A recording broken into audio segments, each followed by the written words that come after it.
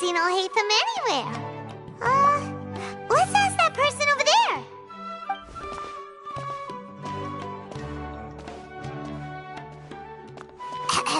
Hey there, have you seen Alhaitham around?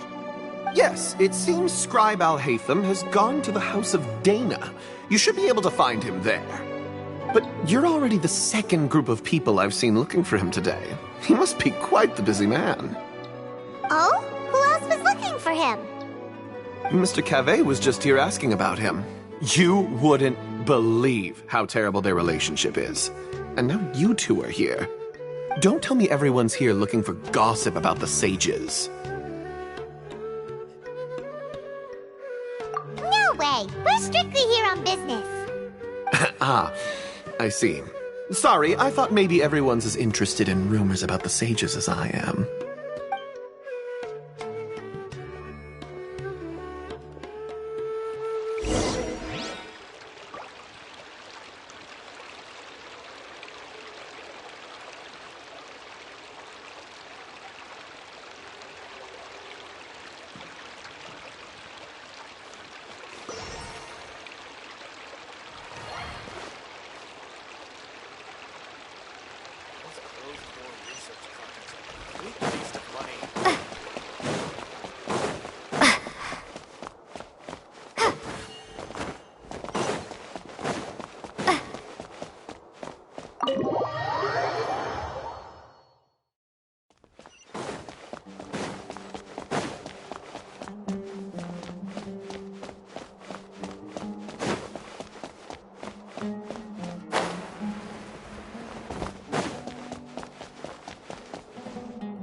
Alhaitham should be around here somewhere, right?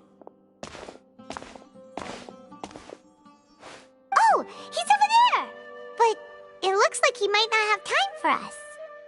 Just put down that worthless book and tell me what happened in the academia. This is not just some worthless book. Do you have any idea how difficult it is to find a physical book like this in Sumeru?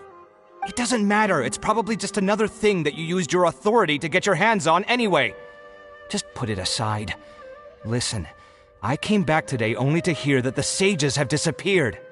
Oh, you sound surprised. I thought you would already know the inside story. Would I be here asking you if I knew? You're the scribe, not me. So just tell me what you know already. Well, I almost became a sage. Huh? Oh, don't sound too surprised now. You're the renowned Kaveh, light of the Ksharawar. Besides, as a master builder and craftsman, chances are you'll be appointed as a sage too. Why do I feel like you don't really mean it? Huh. What makes you say that? Why would you question my heartfelt sincerity? Maybe it's because you've never said anything good about me before. Yeah, well, I share a similar sentiment, and anyone who knows you as well as I do would surely do the same. Ugh, you... See? This is why I hate discussing anything with you. Your ridiculous and arrogant attitude always gets in the way. It seems that you really can't stand my personality. Ha! What was your first clue? Well, then you might as well move out of my house. Are you threatening me? Stooping to a new low, I see. Ugh, and don't change the subject. You, a sage? What a joke. The academia might as well just close tomorrow. Are they having a fight?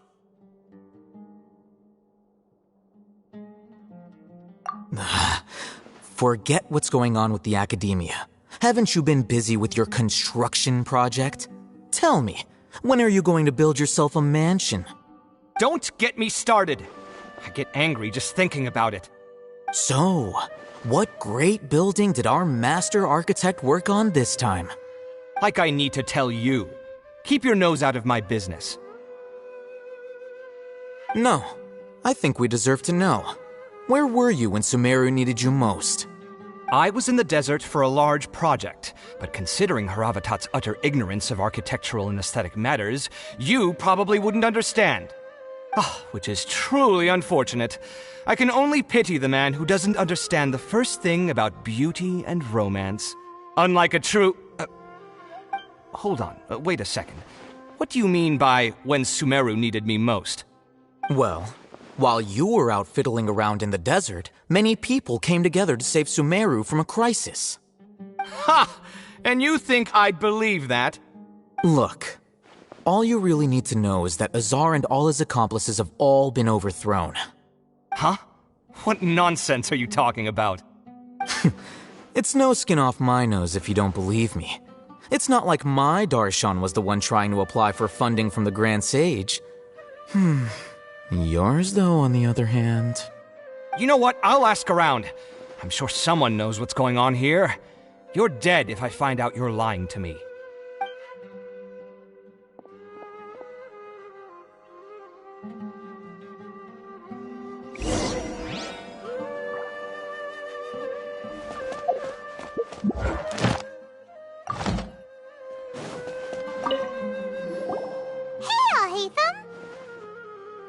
Oh, it's you two. What's the matter? We're running some errands for Nilu. Have you received her letter? Letter? Nilu said she sent out a letter inviting everyone to a celebration feast in 2 days at the Grand Bazaar. We'll also be celebrating Zaino's reinstatement as General Mahamatra. If she addressed the letter to all Hatham of the Academia, then the letter should have gone to my office. I've been busy these days, so I haven't had time to check for any new mail at my office. I only now have some free time to attend to personal matters. Have you always been so busy with your work? Of course not. I'm only busy these days because several sages have been dismissed recently and the whole academia was practically turned upside down. Kainari told us they all went to train in the Avidia Forest. Apparently they will spend the rest of their lives there. That is already the best possible ending for the likes of them. 4 of the 6 great sages were possessed by their desire for power and attempted to create a new god. In order to pull it off, they even imprisoned the other 2 rational sages. To imagine such things could take place in the academia. I don't know where to begin.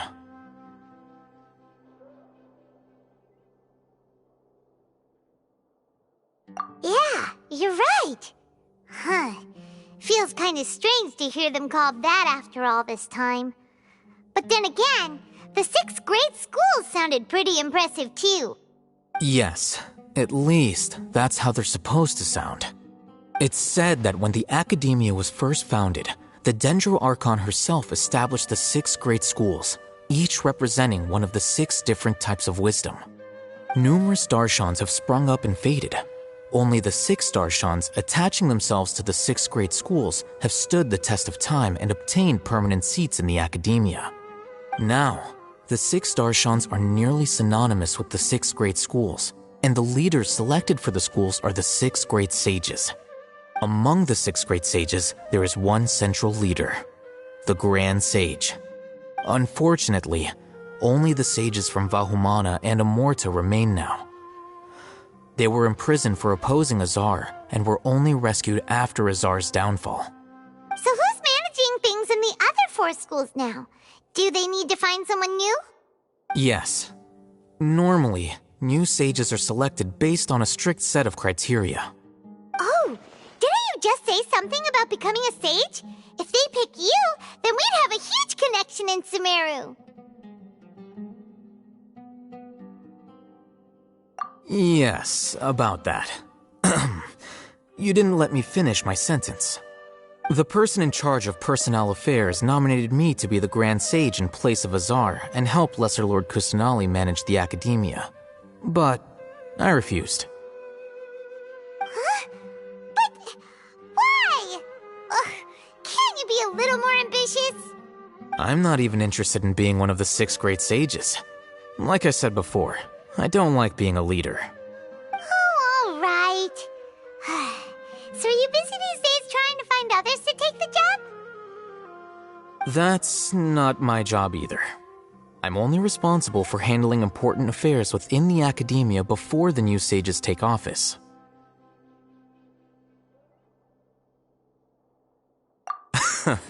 And the first thing I'll do is reject Kasharawar's application for funding. By the way, who was that other person just now? Is he your friend? Do we look like friends? Paimon doesn't know. That's why Paimon's asking. His name is Kaveh, my roommate. You could say he's the representative for Ksharawar scholars.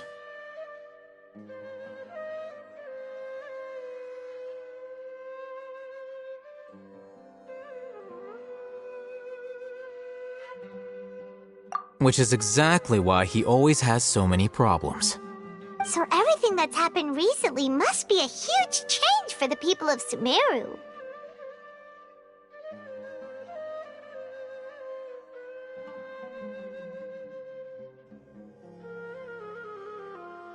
Such is the work of the Academia Scribe. Well, anyway, no matter how busy you are, since you are our planner, remember to attend the celebration feast in 2 days. All right, I'll see you there.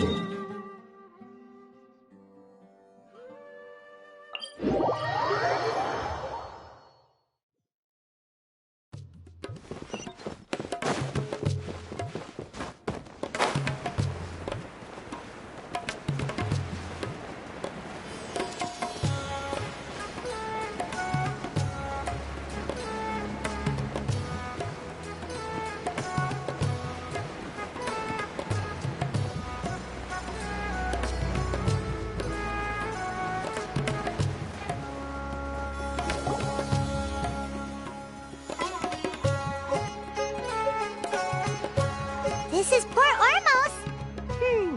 Now where could... Is that Paimon I hear? Huh? Oh, it's been a while. How are you doing? Dinyarzad! It's been so long since we've seen you!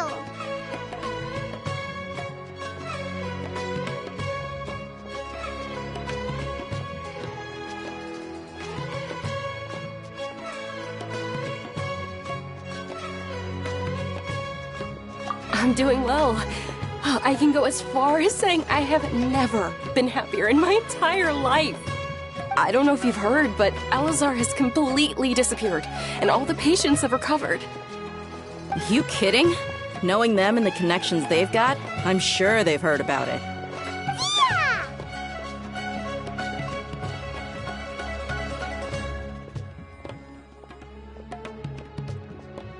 That's right. My lady is feeling better now, so I'm accompanying her for a walk.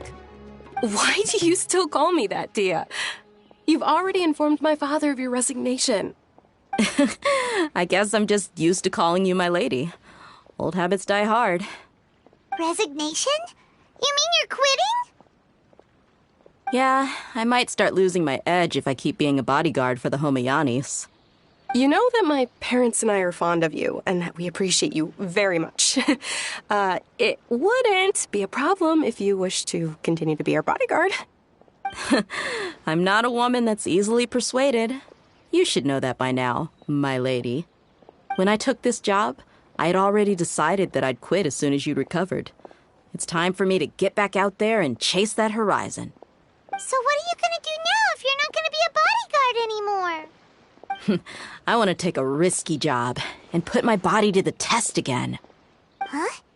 But we literally just finished one of the most dangerous jobs ever. Are you getting bored already? I know.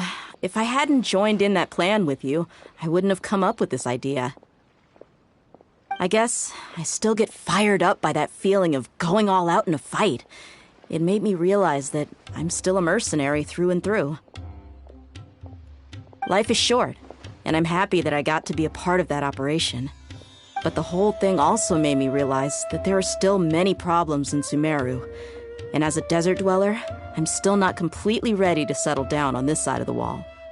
Well, I remember a friend had someone bring you a message. You mean I'll hate them? I didn't expect him to still remember that.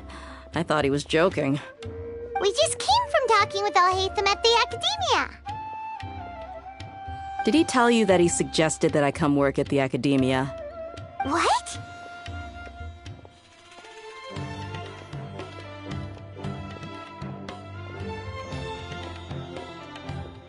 I heard that Azar and his cronies fell from power, and Alhaitham told me that now was a good time to find a job in the Academia, but only if I wanted to. Whoa. Paimon can't see you being... I wouldn't last 10 seconds in there. Alhaitham probably just liked the way I worked and knew I'm good in a fight, so he suggested I find some work. The Matra have all the talent they need as long as they have Sino. I prefer to be free to live however I choose. In fact, I chose this job from the very start because I knew it'd be right up my alley.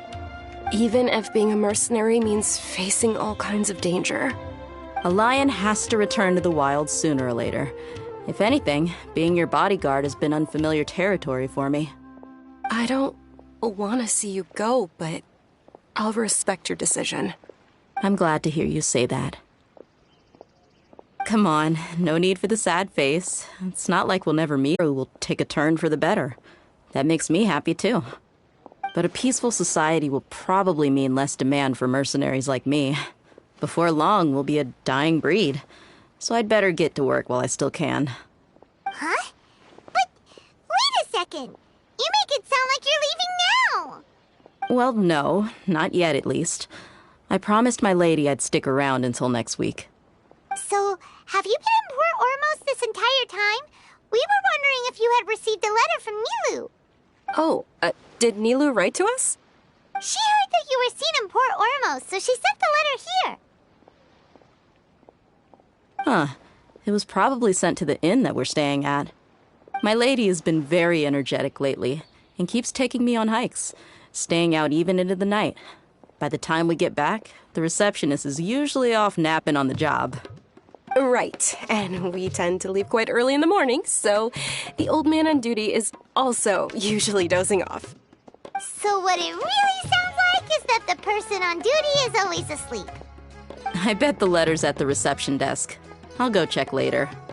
No wonder there wasn't a reply. You never received the letter. Good thing Nilu asked us to come and check on that. Sorry to make you two come all the way out here. It must be something important for Nilu to specifically write to us like that. Yes, she said they were preparing a victory feast in the Grand Bazaar, and will also be celebrating Sino's reinstatement as General Mahamatra. She was hoping you could come. Great! I'll be sure to attend. Count me in too. But is there some sort of dress code or anything for the feast? Can I just show up looking like this? Since it's being organized by Nilu, I don't think she'll be too picky about that. If anything, I think she wants to see us as our most natural selves. All right, then this is how I'll show up. The feast will be held in 2 days, so don't forget. Sure. Thank you so much for letting us know.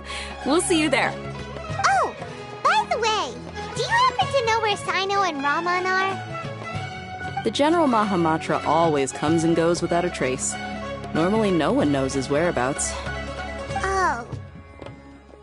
But last time we met, he mentioned that he had something to do in Aru Village. You can try your luck there. As for Raman, your guess is as good as mine. I only remember he said that he had something to discuss with Sino. You can ask Sino when you meet him.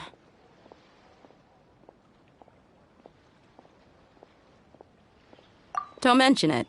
You'd better get going. All right, on to our next stop.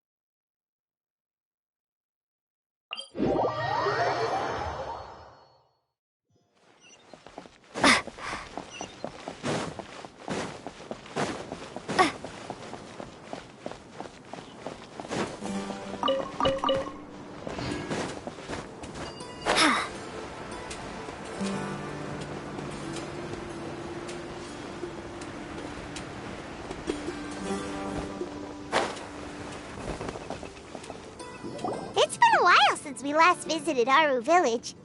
Ah, there's Sino!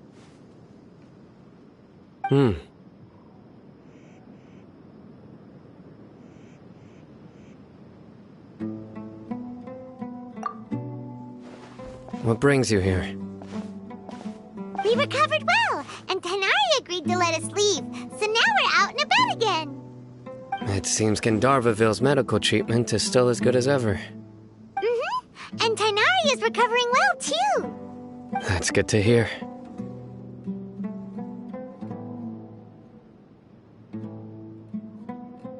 Yeah, you're the one who brought us to him when we lost consciousness, right? Thanks for that. You're welcome. Tainari has excellent medical skills, and Kale is quite attentive. It was the best place for you. But why are you just standing here like a dead tree? I'm meeting some people. Oh, you mean Candace? I've already talked with Candace and the village chief. They're still at the usual place. You can go there if you'd like to see them. But you know one of the people I'm meeting as well. Oh, by King Deshret's blessing, my friend suddenly appears in the desert. Don't tell me you've run into trouble and need us to help now. Roman! And... huh? Sataria? Oh, you know me? Oh, well, you're pretty famous in the academia. Don't worry, these are our friends. No need to be so guarded. I see.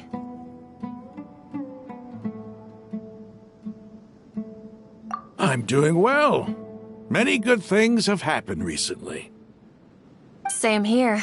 Really, I feel that my whole life has started to shine after suddenly finding a new direction.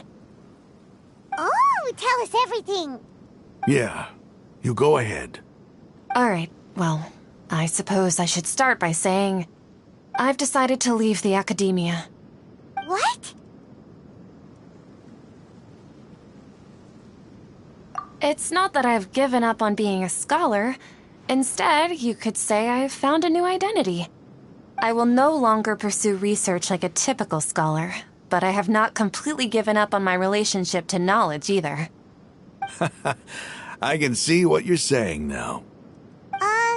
What do you mean? I plan to leave the academia and return to teach here in the desert. Wow, so you want to become a teacher? Sataria will return to support education here and teach people from the desert. She can't teach everyone on her own, but there are many of us eremites all over Sumeru. She came to discuss a collaboration with me and hoped that I could bring her ideas to the eremites. Yes, It's my hope that the Eremites can help me select a group of smart people with the best aptitude for teaching. I'll teach them, and after they've finished learning from me, they can go educate more people. That is the true meaning of education and the spreading of knowledge. The people of King Deshret suffer from sandstorms, exile, and ignorance. Miss Itaria is more than welcome to come teach here. Her arrival is like a star shining in the desert night. The stars have always guided caravans, thieves, soldiers, and travelers who get lost in the night. They lead those in the dark out of trouble and back to safety. Oh, please. Where's all of this coming from? I'm starting to feel a little embarrassed. You deserve these compliments. Mercenaries are accustomed to danger and don't fear death, which is why we recognize extraordinary actions that common people would easily overlook. Setaria's idea will bring much good to many people. At first, I feared it was destined to fail. Everyone knows that the Academia doesn't allow scholars to teach in the desert without permission. As you know, all knowledge is under their surveillance and control, and very few desert dwellers are as lucky as me. But what I heard at that time has been haunting my heart, as if there were lightning bolts constantly bombarding my soul. Setaria, you tread a treacherous path, and the longer you ignore it, the tighter the Academia's grasp on you will become. Setaria, why haven't you gone home? Never forget that the desert that belongs to you lies elsewhere. Miss. These words sparked something in me, and I knew that I had to bring something back to my people after going home. I gathered up the courage to approach the Grand Sage, only to find that he was no longer at the Academia. Lord Sino told me that Azar didn't belong there anymore. Azar has received much-needed punishment. Though, if you ask me, it may have been too light. You probably have already heard.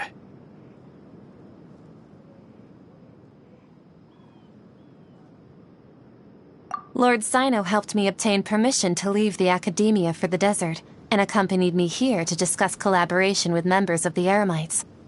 My plan was able to go smoothly thanks to him and Rahman. You're all doing so much for the desert. Aside from that, I also have some other business to discuss with Sino. Lesser Lord Kusanali has allocated many resources to support and develop the desert.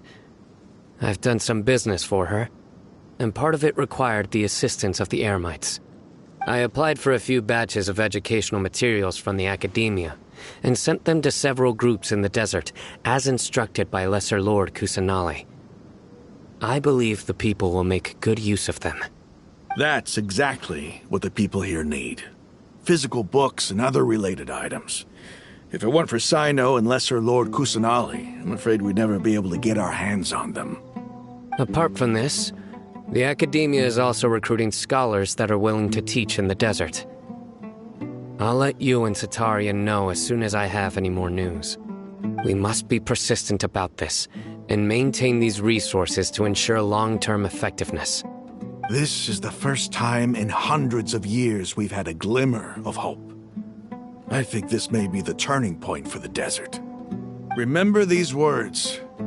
Here lies our faithful priest, Kasala. His wisdom is a miracle among the people, deserving of high praise and admiration.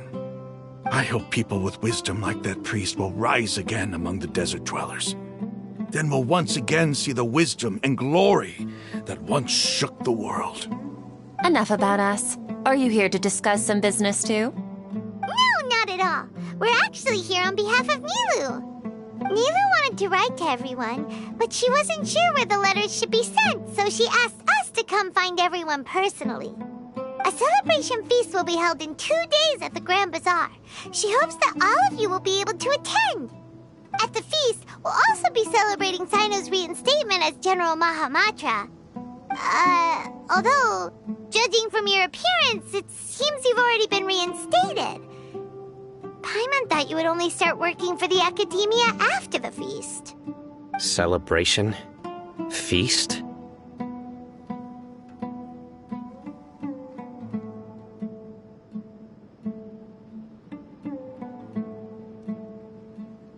It's the first I've heard of it. Cave was right. He really didn't know. This feast is for you, Sino. Sounds to me like you'll have to be there. It's rare to see that kind of expression from Lord Sino. You must not like feasts very much. No, not really. But I'll go.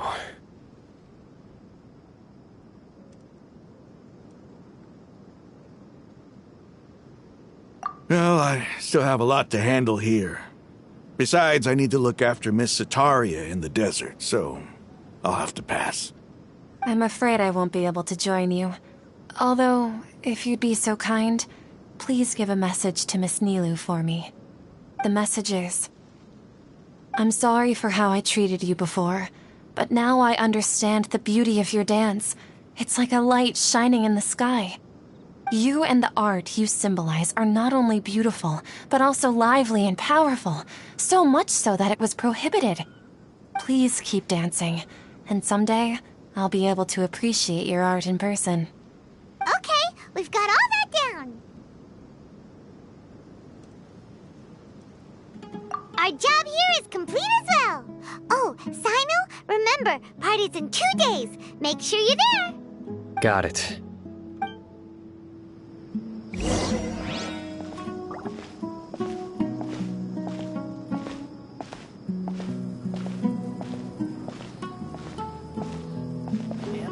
The numbers are correct.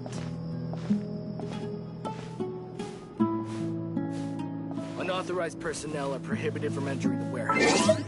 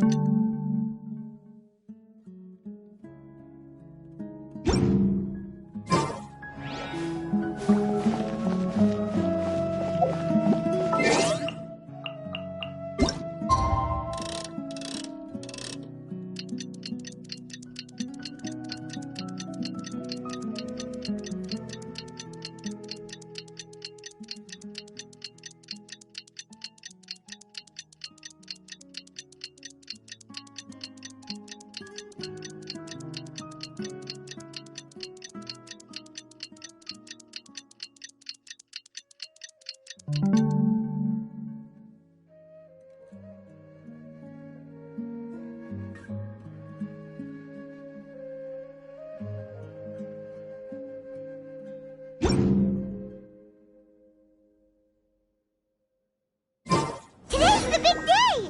Let's go to the Grand Bazaar and see how the celebration's coming along.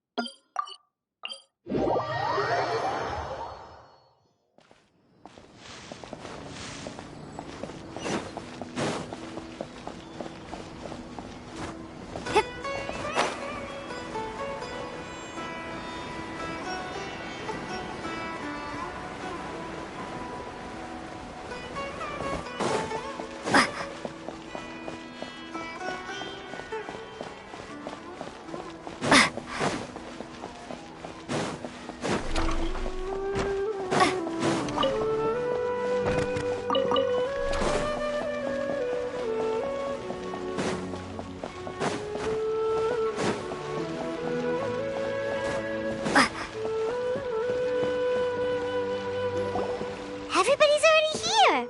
Looks like we're the last ones to arrive. You're here. Ah, there you are.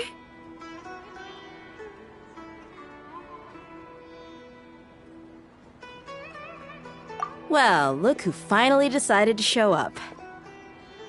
You look like you came here immediately after finishing up some work. I'm very happy to see you here. But we're not late, are we? It's just that everyone else arrived ahead of time. I propose that the last one who arrived be put in charge of today's speeches. Over here. Let's share some great food and drinks, and chat about all sorts of fun things. Everything looks quite good. Wow! Paimon can't wait! Traveler, just look at all the delicious food here!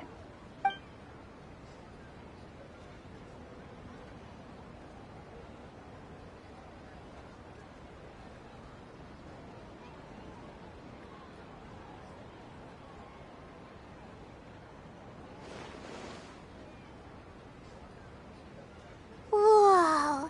It's so delicious! Oh, this grilled meat tastes amazing! The food was specially prepared for you by everyone in the Grand Bazaar. And we have gifts that were sent by the residents of Sumeru City when they heard we were holding a feast. Everyone that came said that you saved Sumeru and wanted me to thank you all on their behalf. Feels kinda nice to be seen as a hero. I could get used to this. Being a bodyguard is also a hero's job. You've always been amazing, Dia. My lady sure has a way with words. Thanks. I'm glad to hear it. And I'm happy to meet everyone that participated in the great plan. Don't mention it. Come to think of it, we've really done something impressive together. It's unbelievable. We owe it to our abilities. And luck. Really? Why do I remember everybody thinking that luck was against us and feeling like we hardly had a chance of succeeding? That's how I remember it too. It's luck that brought us together, and it was luck that let us form a team. Then, it took even more luck for us to formulate a plan and implement it successfully. Moreover, judging from the results, everything worked out well. Yeah, everyone gave it their all when it mattered most. It was almost like a performance. We took the stage and put on our best show. Everyone played their part, and thanks to everyone's efforts, the performance was a great success. So, would you say we're good actors too?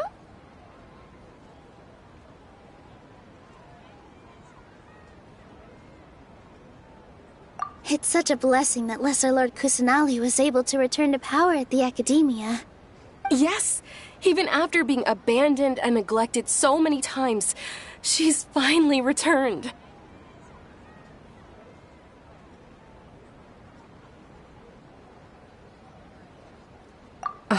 Lesser Lord Kusanali once used all her power in a great disaster, which resulted in her losing all her wisdom and memories of the past. The Academia basically abandoned her because of it. This should be something everybody should remember. Huh? You look surprised. I didn't say anything wrong, did I? No, everything you said is correct. That's good. Something wrong? Yeah, what's with that face? You knew all of this already.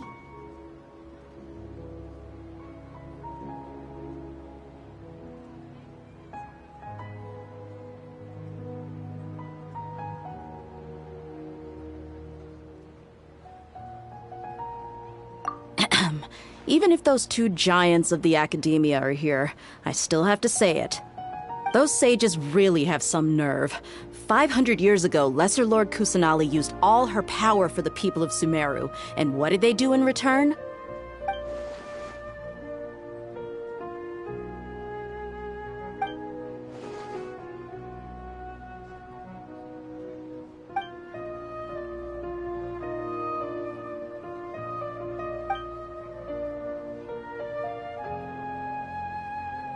If you bite the hand that feeds you, don't act surprised when it turns into a knuckle sandwich, right, Sino? Perhaps I shouldn't say this, but their treatment of Lesser Lord Kusanali calls for a more severe punishment. You could simply tell Lesser Lord Kusanali that you wish to have Azar and his accomplices severely punished. I respect our deity's decision, and won't interfere in any way. While we're on this topic, why didn't you accept the Academia's invitation to become the Grand Sage? Are you trying to say that I'm fit to be a sage? Not at all. But every person handling the selection process has said that you are the most suitable candidate to lead the Academia right now. Why? Because he dethroned Azar from power? Could you try to put it another way? This is a good thing, yet you're making it sound like I overthrew Azar for my own personal gain. But seriously, though, I always wondered if you had some personal motives behind it. I did have my own motive, but it had nothing to do with being a sage. If the rules of our nation were suddenly cast by the wayside, then it wouldn't be long until chaos ensued. I had no intention of letting their dreams disrupt my life. By that, you mean your life working as the Academia's scribe. Precisely. Wait, is that all? So, that's the only reason why you joined us and came up with all those plans? It's reason enough. You've certainly got quite the personality. You flatter me. All right then. How about you? You've already resumed work as the General Mahamatra, right? That's right. Will you be happy with that life? It's not about being happy. There are merely a lot of things that I must do. Even so, keep your spirits up and try to be happy, okay? And try to smile more every day, just like I'm doing now. Thank you. I'll keep that in mind.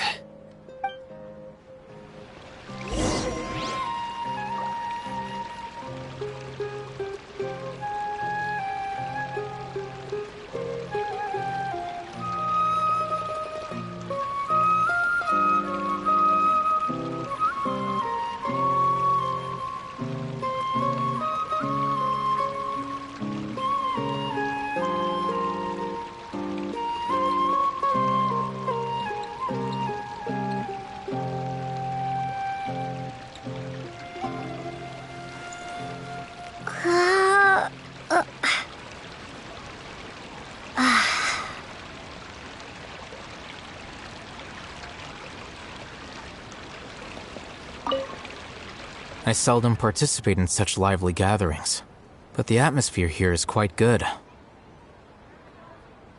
No, this gathering today has a unique meaning.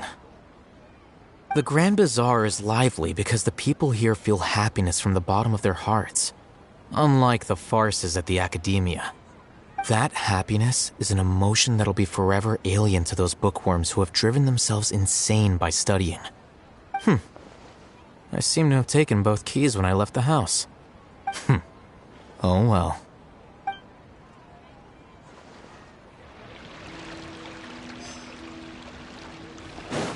Ah, there you are, traveler. Well, how is it? Are you enjoying the feast today? If there's anything you're unhappy with, just let me know. I'll be sure to take note of it.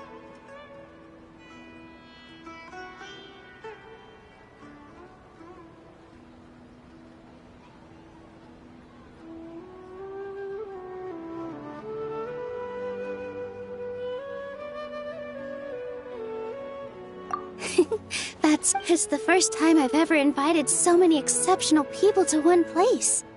I was a little nervous myself. You see, every guest here is quite extraordinary. It's unbelievable that we've got everyone together here. Almost like a fairy tale. Make sure you live it up tonight. I'll be happy as long as you're enjoying yourselves.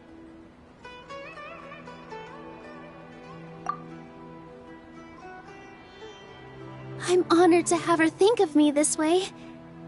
If I have a chance in the future, I would really like to invite her to one of my performances. I can't explain why, but I just feel elated right now. Thank you.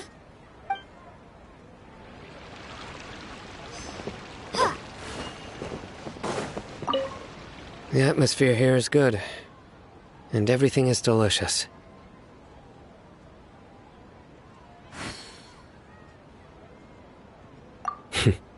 Yeah. I don't often come to such places, but it feels quite good. I have a lot to handle these days. Otherwise, I could show you around.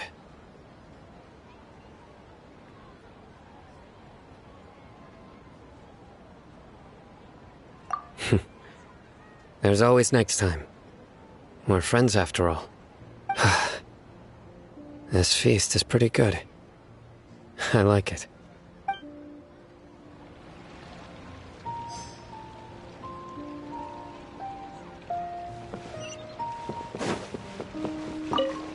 My lady, the grilled meat over there is delicious. Have you tried it? Yes, I also tried some fruit just now. Oh, they're very sweet. What an amazing place to relax.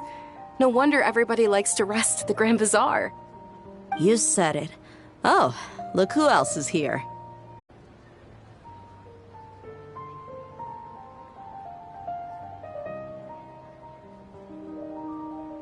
Hey, less of that polite chit-chat and more eating and drinking. The feast is about having fun, not stuffy formalities.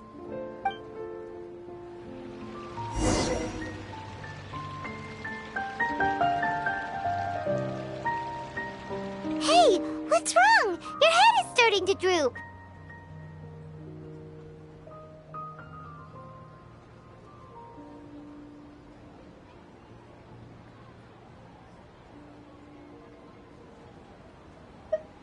Hey, you can't just fall asleep here.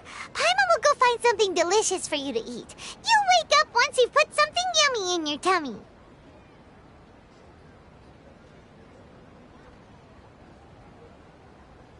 Of course. Just wait here for Paimon.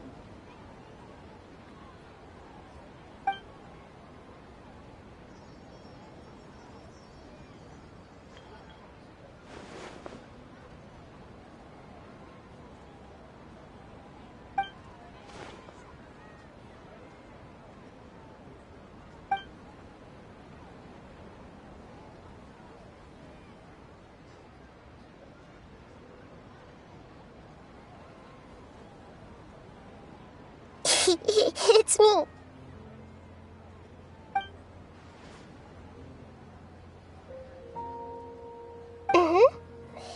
You may blame me for being a bit too self-indulgent. I was thinking about talking with you, and the next thing I knew, I had made a connection with you. The connection between us is amazing. It's like flora and the fence it grows upon.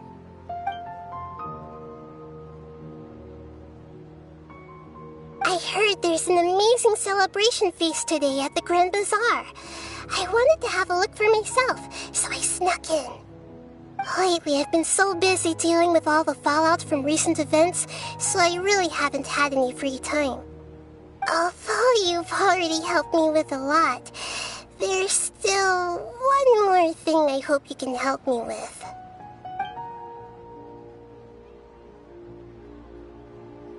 Please say thank you to everyone for me.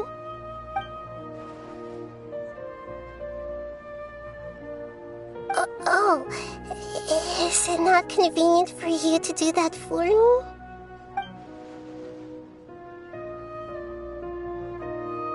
But if I just show up all of a sudden, people will become all quiet and stiff, won't they? What if I end up scaring them and ruining this wonderful feast? That'd be the last thing I want.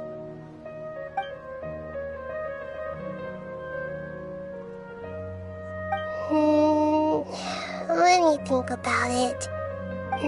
Okay.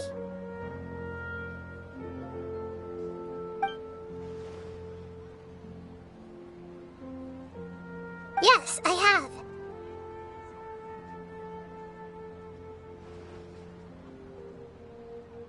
You said I should go thank everyone as myself, right? So, I've decided to borrow your body for the time being. Please don't blame me. The flora also climbs up to the fence to get closer to the sky.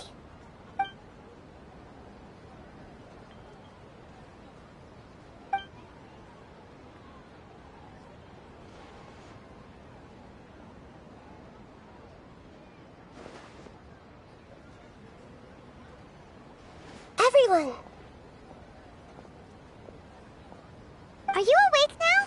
Paimon was just about to bring you the food. It's me. Huh? That voice. Nahida? Hold up, what's going on? I didn't expect to have a conversation with the consciousness of Lesser Lord Kusanali in the Grand Bazaar. Interesting. Is this also a part of the feast? No, of course not.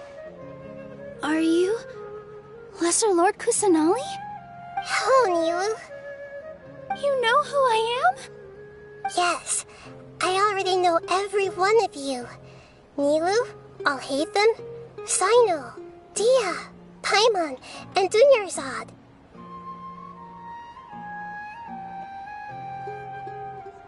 Lesser Lord Kusanali? I took the liberty of occupying the Traveler's body so that I could thank all of you in person. Thank you so much for rescuing me, even if that meant placing your own safety in peril and taking the risk of becoming enemies with the Academia, the Sages, the Doctor, the Balladeer, and even the entirety of Sumeru. Without you, without any of you, I would have been in a much more difficult situation. Had you not helped me to resolve the crisis, not only I, but Sumeru and even the entirety of Teyvat would have suffered great misfortune. People refer to you as the heroes who managed to rescue a god. I'm quite fond of this name.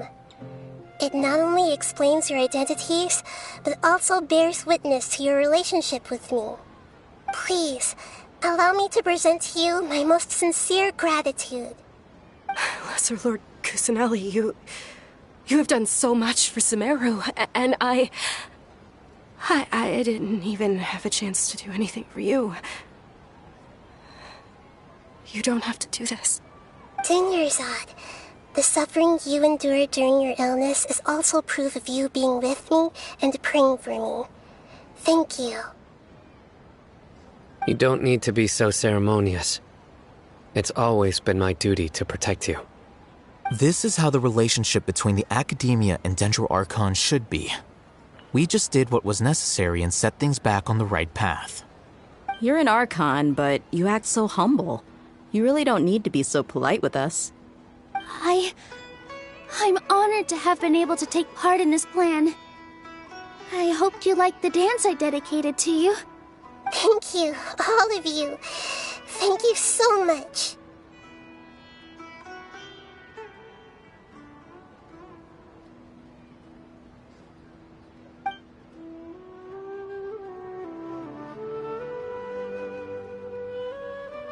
Yeah.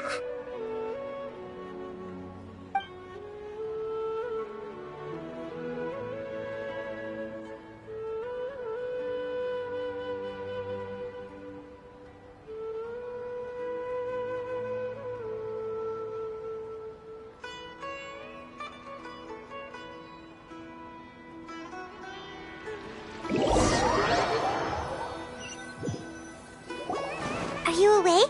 Did you rest well? After Nahida left, you ate a lot of food. You've become a glutton.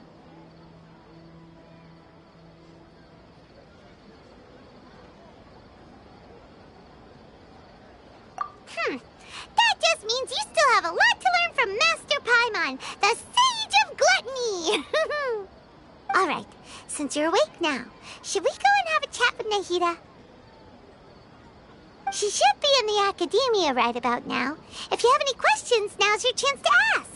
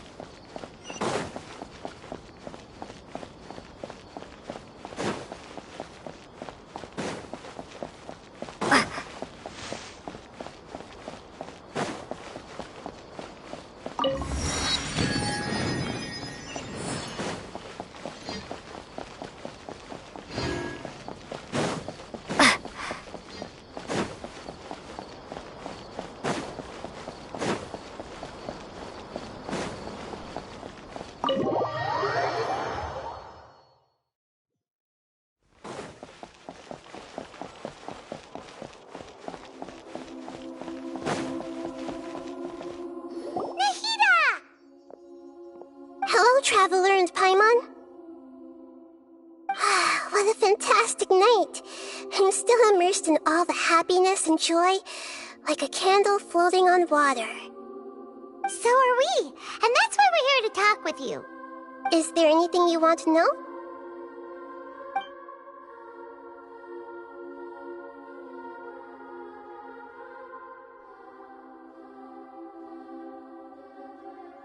After recent events, the Akasha can no longer function as it used to. I've given it some thought, and have decided to shut it down permanently. But this is definitely not a bad thing. Even from the beginning, I've been planning to shut it down. The Akasha's centralized administration of knowledge has always been a little uncomfortable with the loss of the Akasha. They will soon understand that this life is more suitable for them. And as for the future of Sumeru, I'm preparing to regain control of the academia. The former sages have received their punishment, but the new sages have yet to be selected. I will oversee the process personally. I hope that the new 6 great sages will be more focused on academics. Sumeru needs such leaders more than ever. The other big issue is the people of King Deshret. All the residents of the desert, in fact. They have been mistreated for far too long. I've already taken some measures to address this. It will take some time to rebuild everything, but no matter if it's culture, friendship, or trust, we will rebuild it.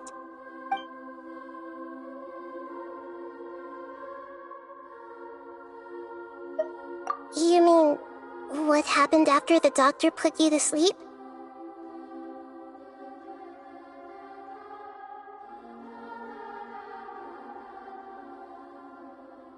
You guessed correctly.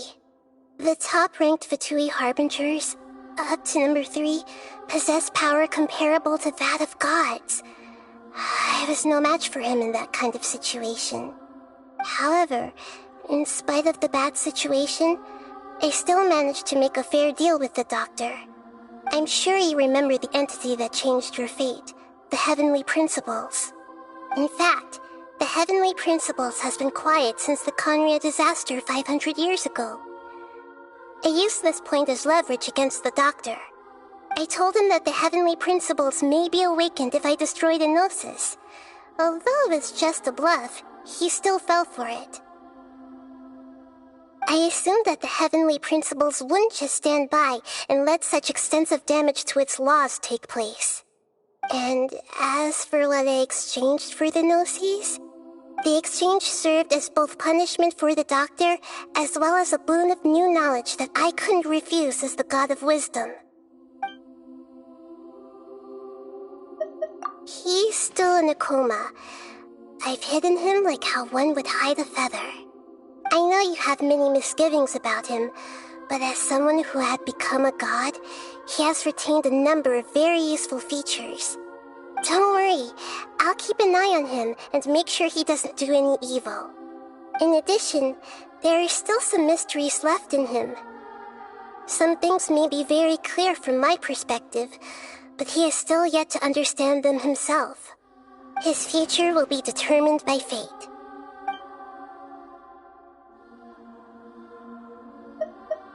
Is that where you're headed next? Fontaine, the Nation of Justice? As far as I know, that nation operates on a judicial system. Does their Archon personally judge people? No, there's a Chief Justice in Fontaine.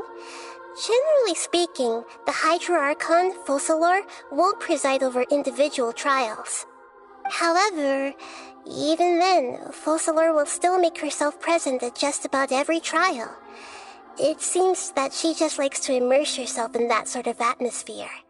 As Archon, she still reserves the right to influence the final verdict.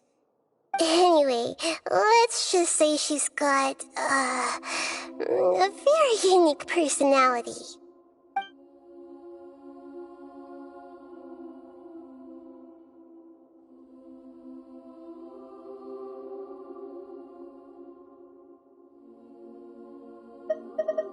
Are you sure?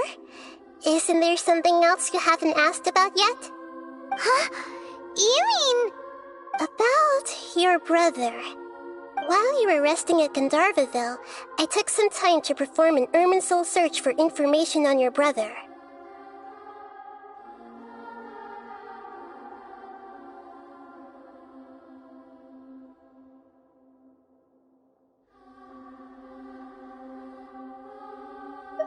Yeah! Isn't Irminsul a repository for all the information and memories of Tevat? So there shouldn't be anything on her or her brother. This is true in your case. Irminsul indeed does not have any information on you. However, there must be something different about your brother. Because, as it turns out, the world has recorded information on him after all. What?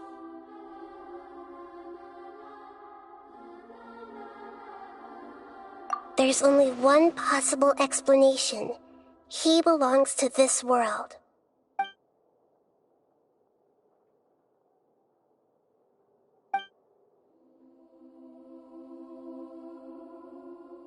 But nothing about this makes any sense! Wasn't this your first trip to Tevat? According to the records I was able to access, your sibling suddenly appeared in Conria. After the Conria disaster, he began his journey through the 7 nations of Tevat. But just as his journey was about to reach its conclusion, the Irminsul records on him suddenly become fuzzy. What do you mean, fuzzy? Did something happen to him? All I know for sure is that somebody, for reasons only they can know, is deliberately obfuscating his fate. And whoever it is, if they can do that, who knows what else they're capable of.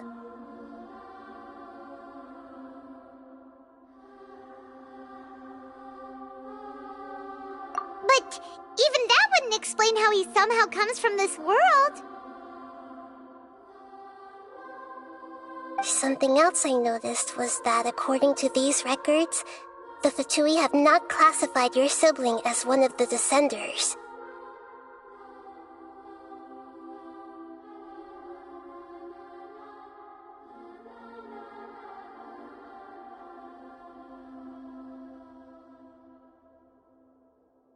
What's a Descender? Paimon's never heard of it. Look, I'm sure you must be curious about the information I received from the Fatui in return for my gnosis, right? A very important part of the intel was about this world's Descenders. External beings, ones that don't belong to this world. Traveler, you are Tevat's 4th Descender. Huh? So the Fatui count 3 other Descenders before the Traveler, and her brother isn't even one of them? That's right. My current hypothesis is that the first Descender was likely what we now call the Heavenly Principles. As for the other Descenders, I still need to verify their existence. It could take me some time. Paimon's head's about to burst from all this crazy new information. And yet, even knowing all this, I'm sure you must still have a lot of unanswered questions. I must say, I truly regret that I can't help you more as the God of Wisdom. There are many questions in my heart as well. I will need some time to go through each one of them.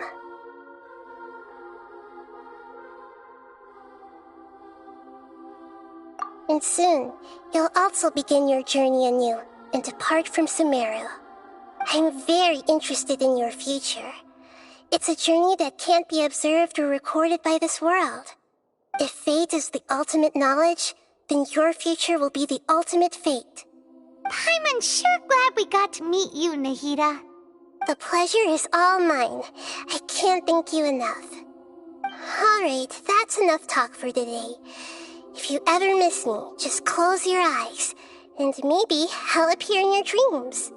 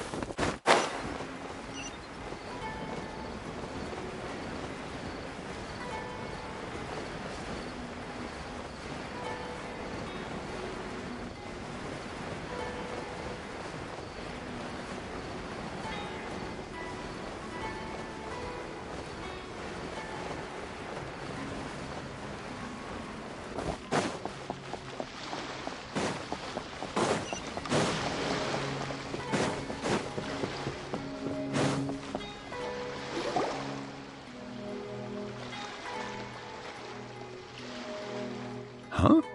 Wait, you're that blonde traveler who's on a journey to all corners of Teyvat, right? Who's asking? Do you need something from us? You bet I do.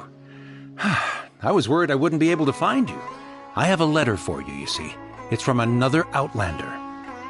He was a crafty fellow, let me tell you. Took advantage of a loophole in our mailing system by opting for guaranteed delivery, then filling in the most obscure mailing address I've ever seen. Well, we are always on the road, so yeah, it's pretty tough to get mail to us unless we happen to go to the post office on a whim. So, what address did that person give you anyway? He just wrote, next to a small, white-haired talking fairy. What? So the address is Paimon? Yeah, exactly, right? And if I failed to deliver the letter, I'd have been bound by regulation to compensate him. Really, he got me good. I count myself very lucky that I ran into you here.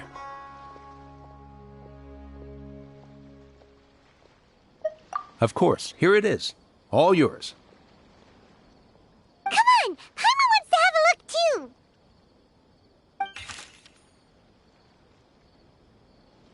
Kaya, huh? So he's here in Sumeru. Now that Paimon thinks about it, Crafty does describe him pretty well.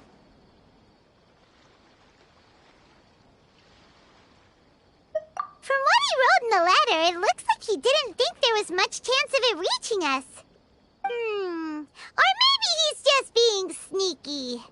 Do you think he's making this sound like a miracle of fate so that we'd have to go meet up with him?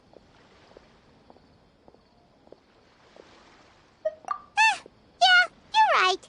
It's always nice to see old friends. The letter says that he hangs out at Jafar Tavern every afternoon. Perhaps we should drop in on him then, huh?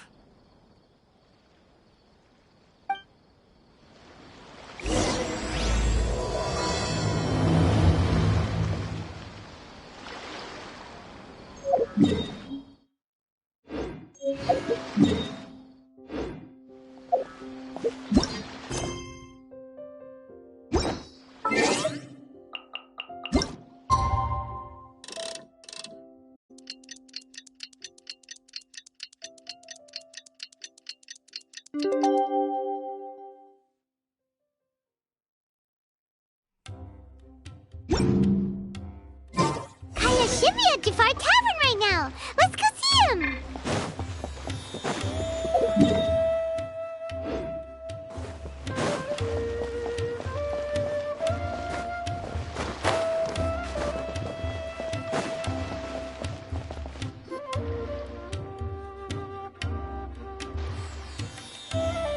I'll have something I haven't tried yet, boss. Sorry, sir. I'm afraid you've already tried every type of liquor we serve. Oh? Well then, just the bill, please. That's just as well, I suppose. I do have other matters to attend to. Kaya, you're really here! Paimon half thought you were playing some sort of prank on us. Hey, Paimon, traveler. Looks like the gods smile upon me after all. And come now, I wouldn't joke about wanting to see my good friends. Wait a second. You must be here on official business, right? What do you think you're doing spending every afternoon drinking at the tavern? You itching for a lecture from Jean? Not at all. The acting Grand Master positively terrifies me. Why would I ever do anything that might displease her?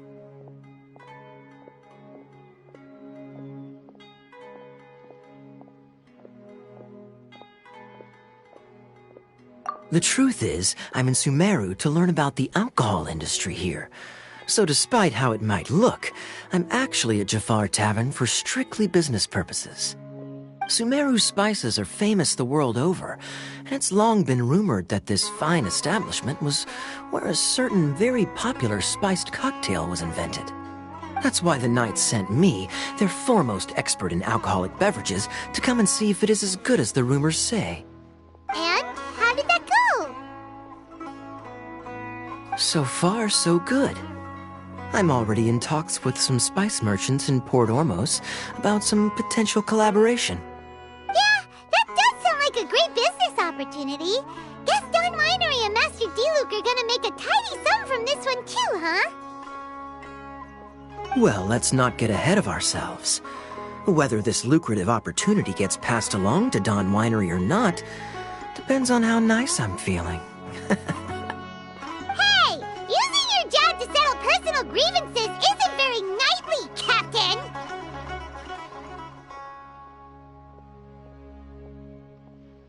Oh? What makes you say that?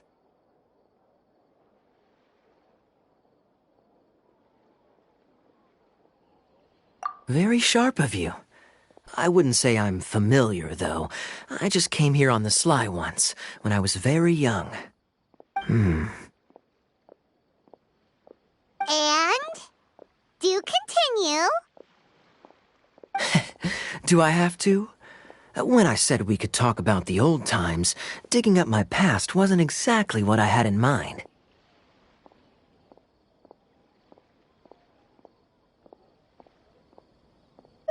Well, all right, since you're so interested. Like I said, I was very young then. Don Winery had only just taken me in. I overheard my adoptive father talk about sending a team of merchants to Sumeru during a business meeting. I'm sure you'll agree that everyone's curious about their roots on some level. And my roots? They're in Conria, which is said to have been located deep underground, somewhere near Sumeru.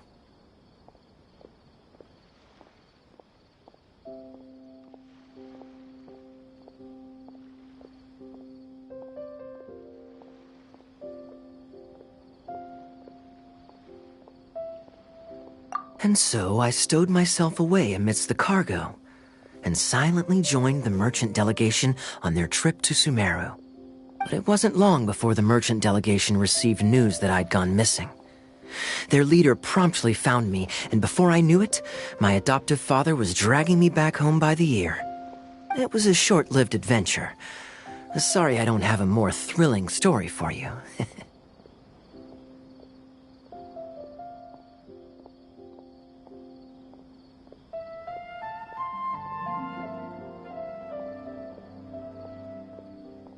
Honestly, not much.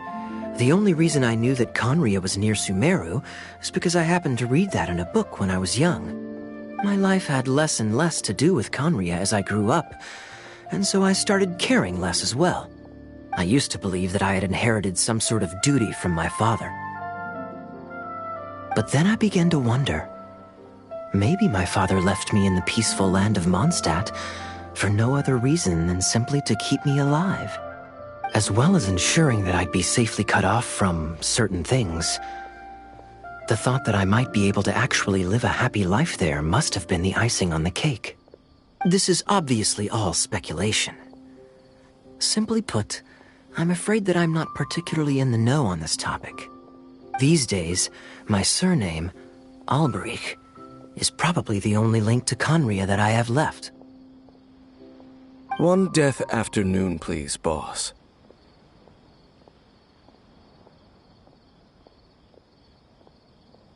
Tell me, what do you know about the significance of that name, Alberich? Dainsleif?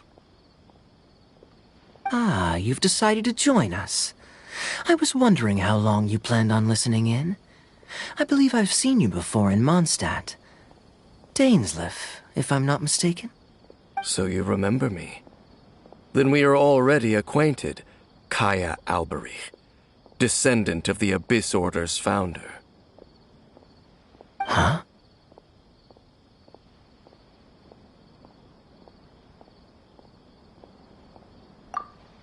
What? I take it that you weren't aware of this until now, Kaya. Or you wouldn't have been so forthcoming with your surname. Oh my. That's quite a lot of baggage for a surname, isn't it? Though I must say, it does confirm an old suspicion of mine. I suppose that was why my father left me in Mondstadt after all. I'm surprised that you take me at my word without the faintest hint of skepticism. Well, perhaps what you told me just happens to answer some questions I carry in my memories. And in any case, I recognize your eyes. You're a pure-blood Conrian, aren't you? Very clever. Forgive me for being direct, but I sincerely hope this new knowledge doesn't change anything. If you've already let go of your ties to the past, then keep it that way. Kaya, you're not involved with the Abyss Order in any way, are you? Hey, hold on now. This conversation has taken a rather sudden turn for the deadly serious. And I'm afraid that as someone from Mondstadt, I'm not accustomed to this sort of atmosphere. So what if I know my ancestry? Do I strike you as the type who would be bound by that kind of thing? Relax. I'll be just as delighted to hunt down the Abyss Order tomorrow as I have always been. Either way, looks like we're out of time. I've got a spice merchant to meet in a minute, so I'll leave the three of you to carry on the conversation without me. Well, alright then. You go do your thing, Kaya. See you around. And Dainsleif, no need to listen in from the sidelines next time we meet. Let me buy you a drink. You don't really trust him, do you, Dane? You're both from Conria, but you get on like oil and water. The fact is, I still do not know him well. It would be meaningless for me to jump to conclusions. But can a person truly be unaffected by their ancestry? This remains to be seen.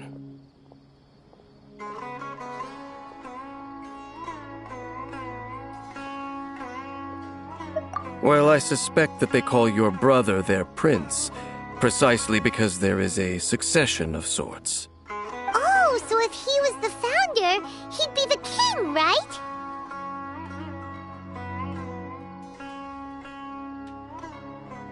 I mean to investigate the Loom of Fate. Do you remember that name? Yeah, the Abyss Order's evil plan! We learned about that back in Mondstadt.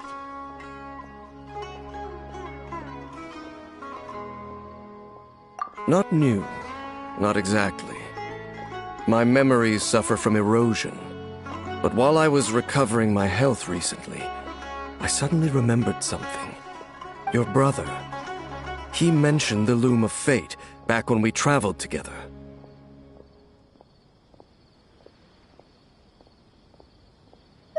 Apparently so. I was also quite surprised when these memories tallied up. I recall that we were traveling to Sumeru when the matter was brought up. So, you're going to the place that he mentioned back then? Correct. At that time, they must have been introduced in one way or another to this concept. If I recall correctly, We were somewhere in Avidya Forest then. Well, what are we waiting for? Let's go! Maybe we'll discover some secret that's lain hidden for hundreds of years! No. Now is not the time.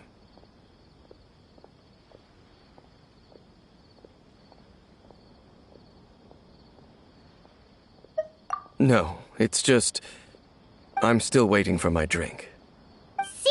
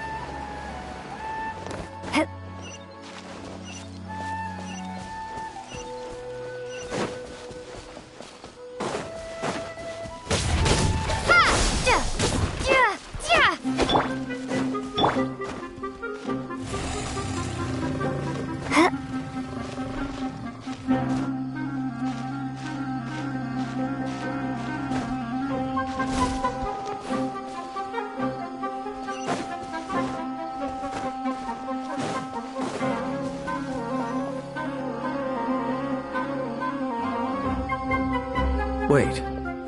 This place, it's familiar. What about it? It looks pretty normal to Paimon. Was it like this hundreds of years ago, too? Yes. The forest has barely changed from how I remember it. There is very little human activity here, after all. Let's search the area and see what we can find.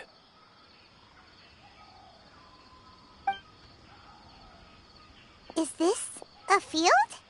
It must belong to whoever owns that house over there. But it looks like it's been abandoned for a long time. You could be forgiven for thinking nothing was ever grown here. Or, wait, maybe nothing ever was grown here.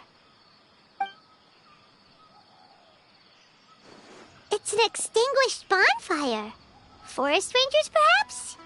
Looks like it's been ages since it was last lit. And clearly they put it out carefully to prevent a forest fire, too. That's responsible. Nothing else stands out in this area. All that's left is that building. Come on. Wait, we're just gonna go barging in? What if someone's home? Unlikely. There are no signs of life in this area.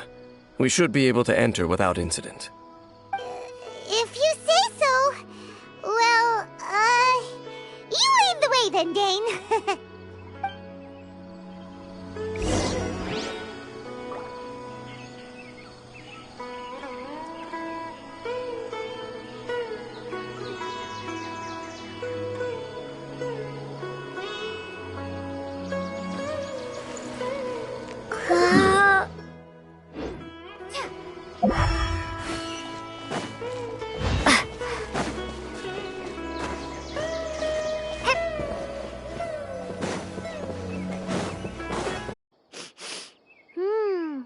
Seems you're right. You've got a good nose on you, Dane.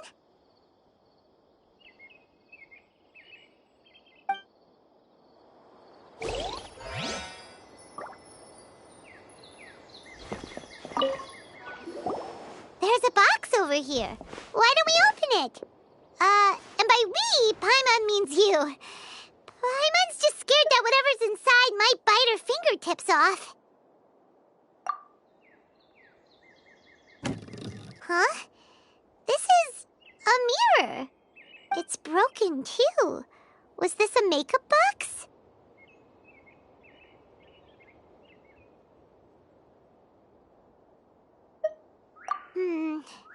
That's kinda disappointing. Paimon was hoping we'd uncover some super big secret, especially after Dane talked this place up.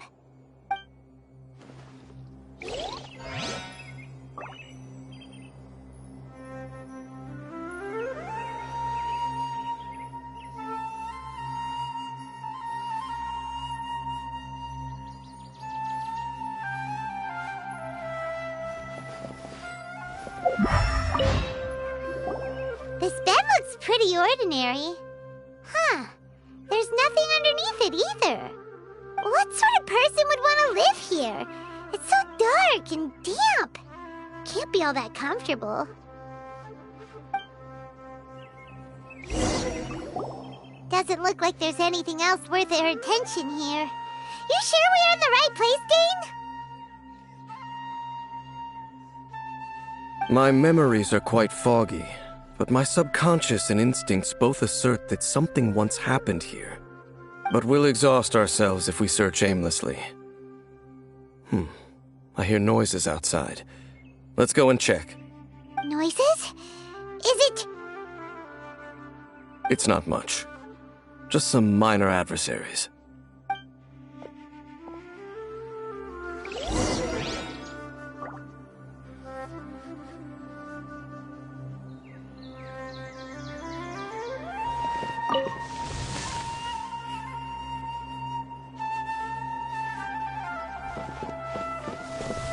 Monsters? Wow, Dane's ears are sharp, just like his nose. He's in surprisingly good shape for a 500-year-old. Although for someone who's as full of surprises as Dane, it's hardly a big deal. Anyway, let's beat up these monsters!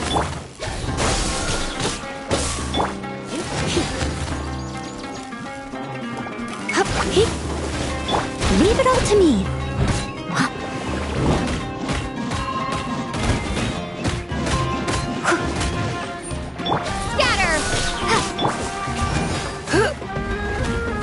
You've been a naughty boy. Try not to enjoy...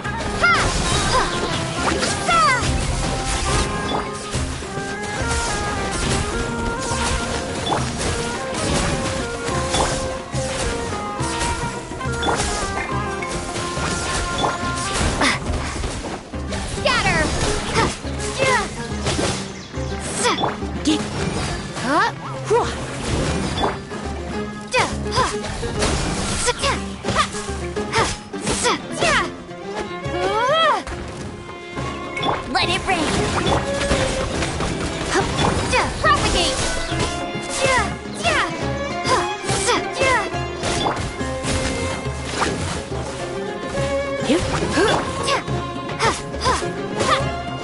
Scatter! Germinate!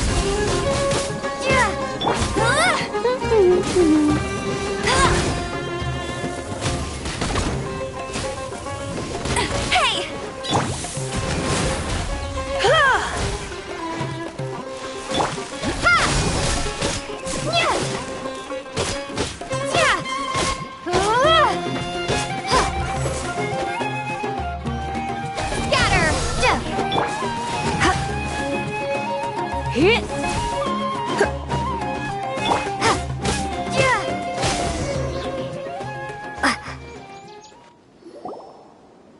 I doubt that the appearance of those monsters was wholly random. There must be something nearby that attracted them.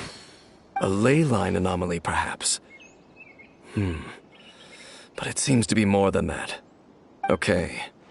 I'll go slightly further out to investigate any issues with the nearby ley lines. I might be a while.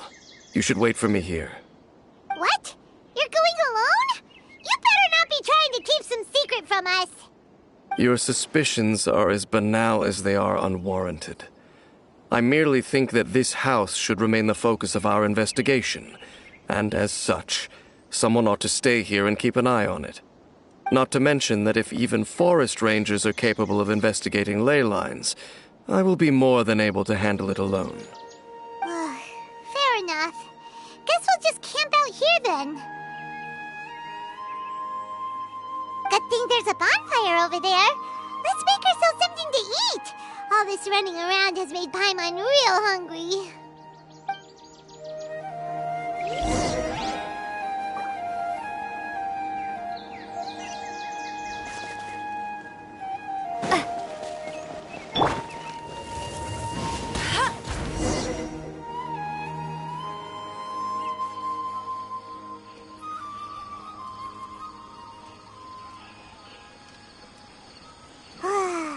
Cooking is as good as ever. Even if there was no other reason, the food alone would be enough for Paimon to stick with you.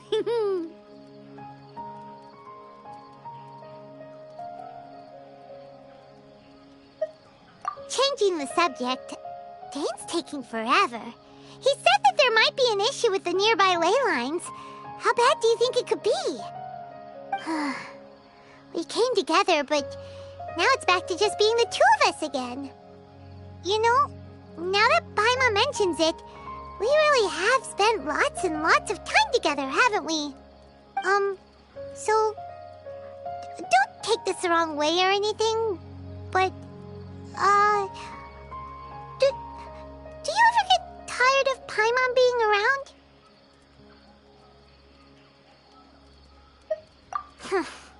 Okay, fine. Paimon should have known you weren't gonna say anything nice. So, next question. Don't know if it's okay to ask this, but Paimon's curious. What was it like traveling with your brother?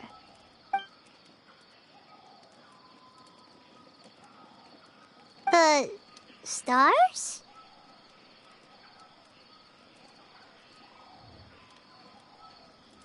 Wow.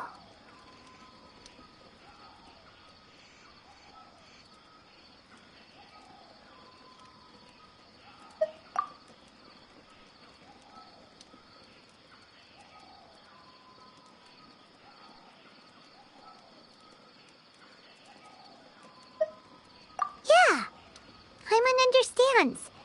Being separated without even knowing the reason why, it's just terrible. But we'll find the truth together. Sure as Paimon's your guide. Just you wait, Heavenly Principles, and you too, Teyvat! You know what? We've talked too long about this sad stuff. Let's talk about something happy instead, 'cause if you're sad, Paimon will be too.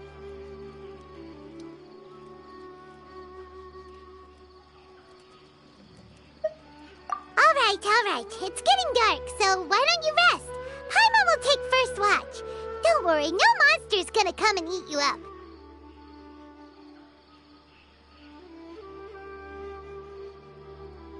Oh, come on! Don't say that! Paimon just wants to look after you for once. Nighty-night. Go on, shoo! Off to sleep!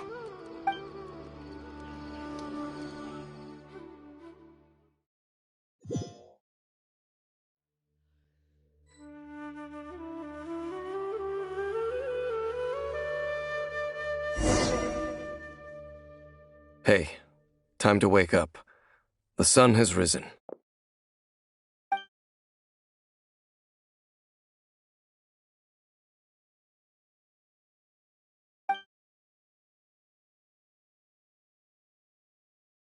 What a deep sleeper. You do know that we need to... Tear stains. You dreamed of your sibling last night, didn't you? All right. Rest here a bit longer then. I'll head into the forest to investigate.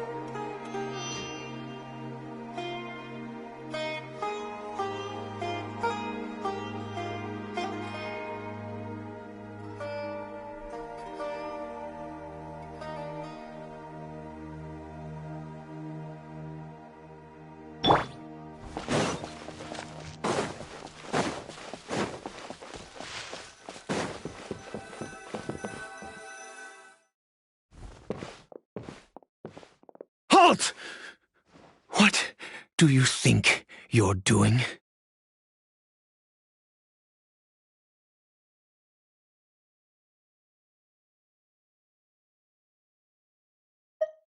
This place is not whatever you think it is, nor should you be poking your nose into my business. Begone!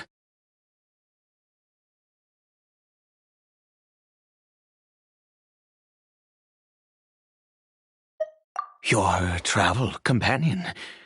You mean the one that was keeping watch by your side last night? Your companion departed for the forest early this morning. That much I saw with my own eyes.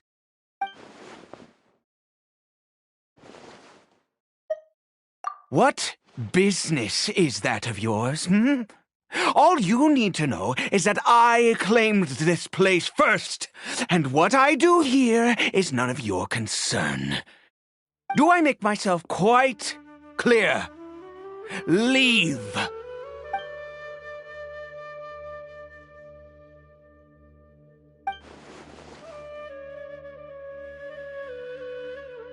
Well, what are you waiting for?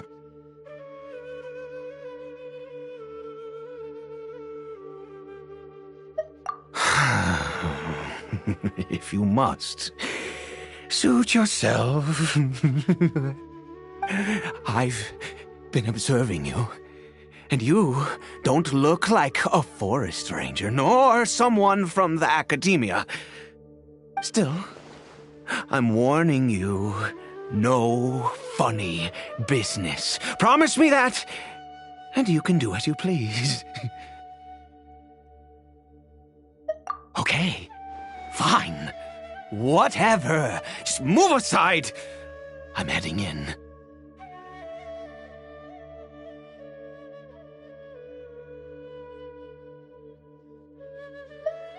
You... Oh, go on then. Have it your way. I knew I wasn't going to be able to hide this anyway. Just come in. But no overreacting to anything you see in here, okay? You understand me?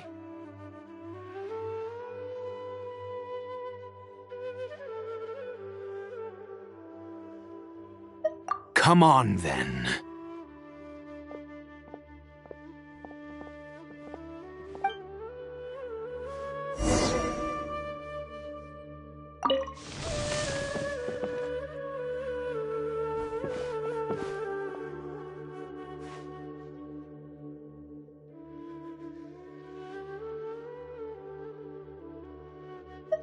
Mind your own business.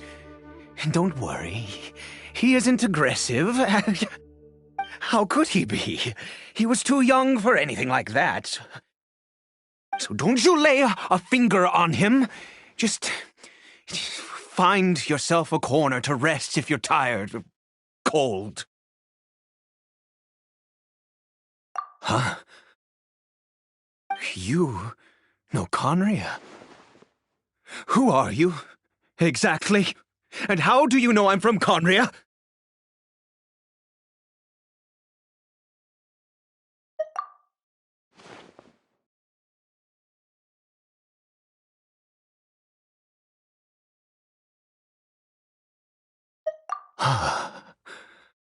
Do you worship a god, traveler?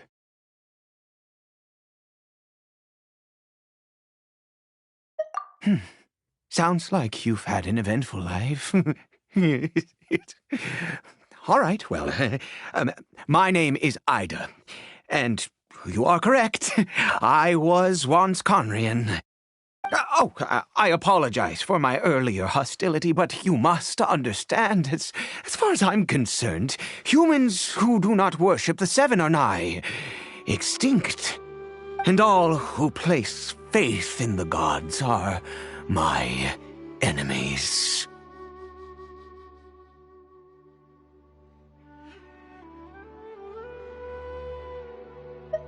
That may be. But the fact is that chances to talk to people like yourself have been few and far between since the cataclysm. This wretched curse of immortality. Who knows how long I must continue to suffer like this?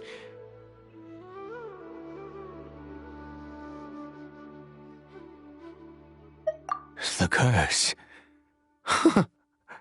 It was a little gift given to the people of Conria by those vile gods. We lost our home, our loved ones, everything. The agony of the cataclysm itself was already too much to bear, but then came the curse, robbing us any chance of release. All we can do is watch helplessly as our souls erode and our bodies decay.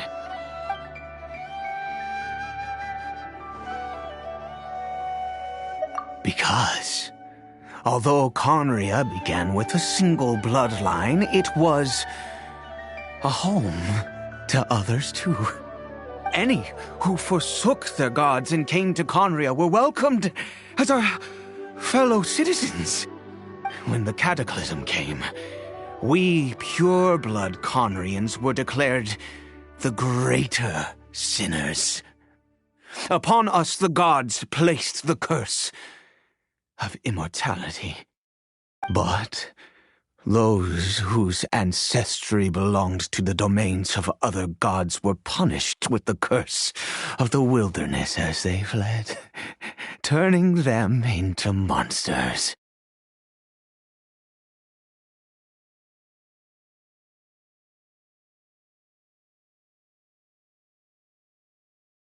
He is Caribert, my illegitimate son.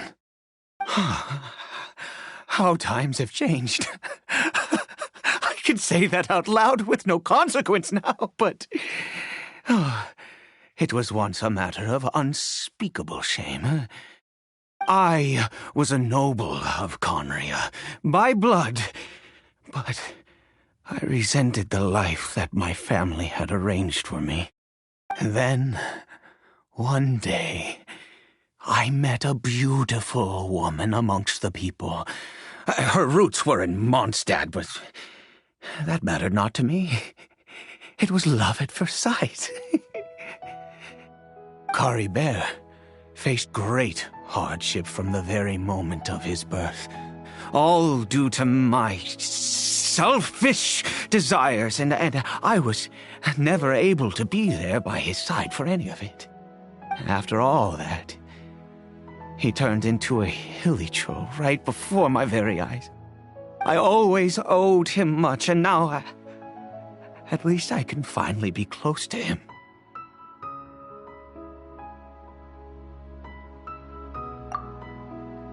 She was. We were separated. I do not wish to dwell on it.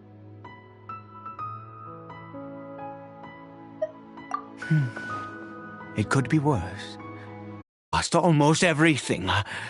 The little that remains, I see with new clarity. If nothing else, at least I still have Caribert.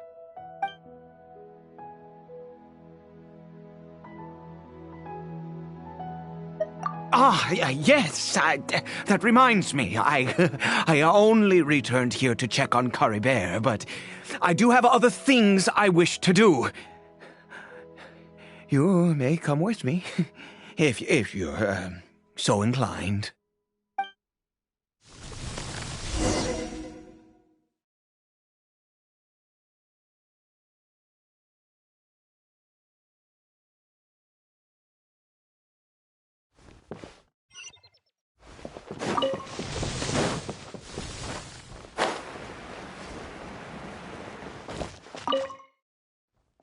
Over here needs a medicine that can only be made here. One which will help him to recover his clarity of mind.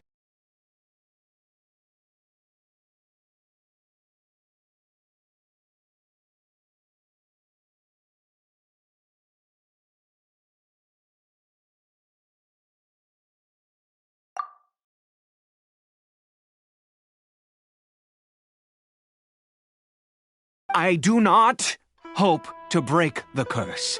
I am well aware of my powerlessness against the punishment of the gods. But it is said that this medicine is imbued with the power of Sumeru's god of wisdom and can awaken the mind from a state of deep stupor. It has been used in the past. Since this medicine requires the power of the seven to work.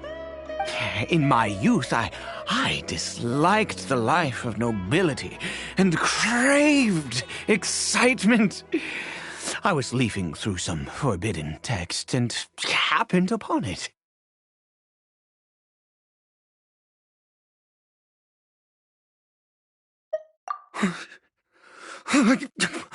What other choice do I have? What exactly would you have me do, huh?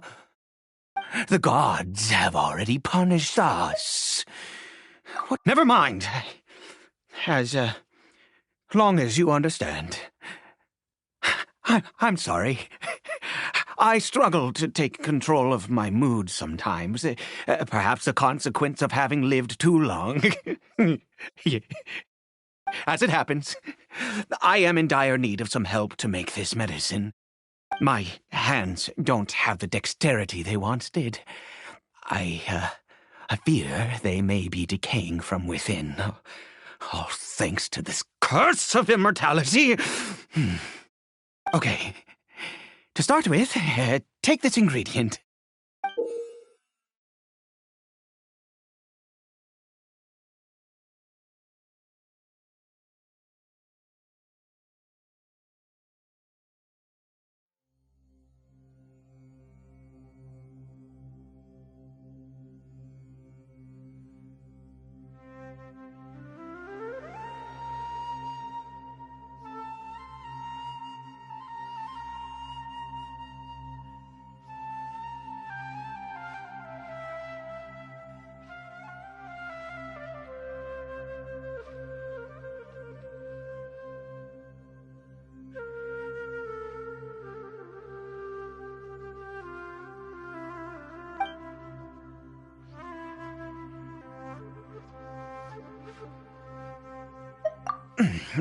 Also, do you have any, of Sumeru's regional specialties on hand? I believe they're called Kalpalata lotuses and Sumeru roses. Oh, wonderful! Oh, in that case, we have everything we need. This is the method for making the medicine. You just need to follow the steps.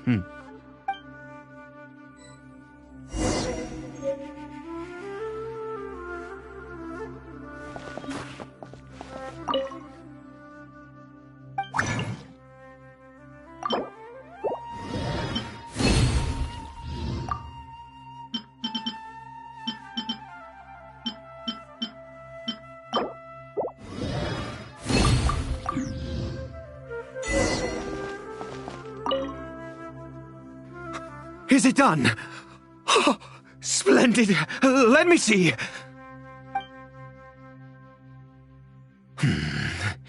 In all honesty, I do not know what the end product is supposed to look like. The banned book didn't feature any illustrations. Well, the moment has finally arrived. Curses.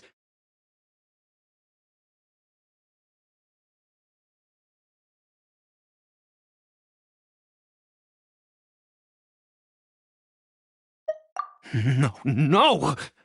We need to perform one final step to complete the medicine.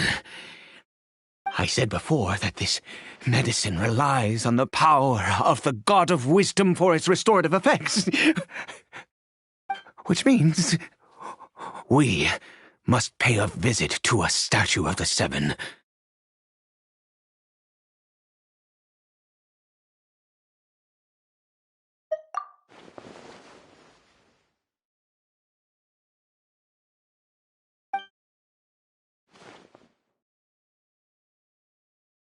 Let's go. Bring the medicine with you.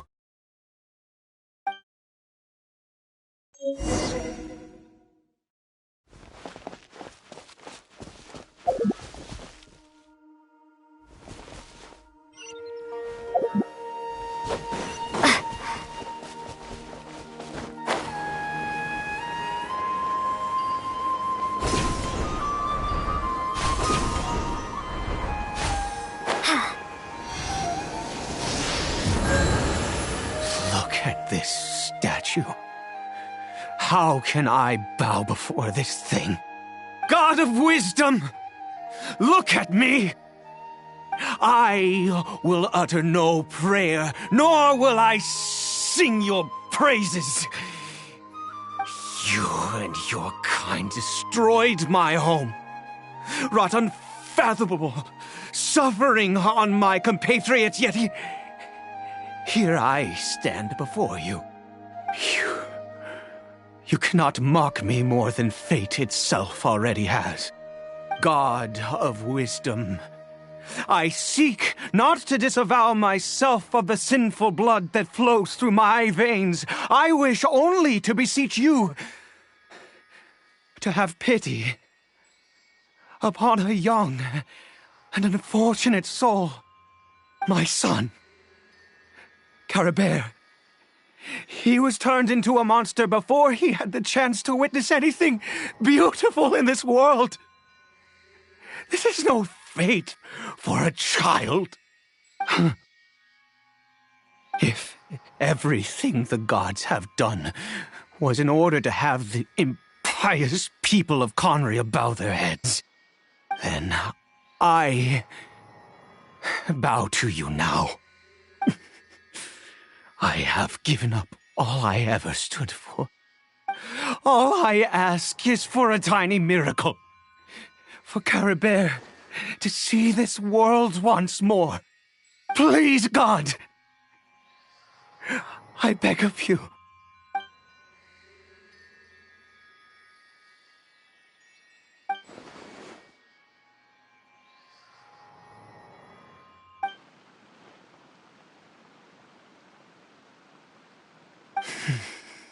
I have made quite enough of a fool of myself for one day.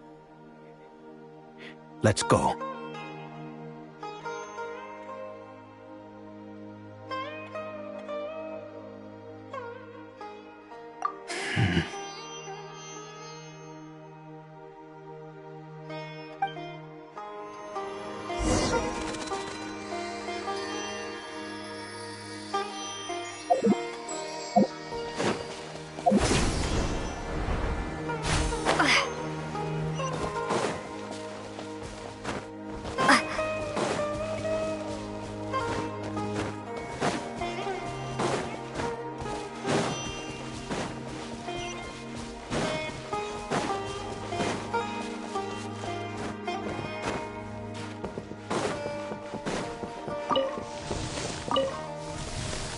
Caribert?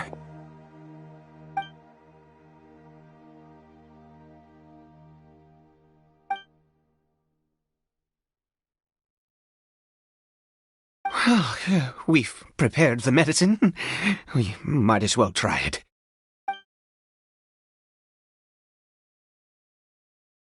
Caribert, it's me. It's your father. Caribert.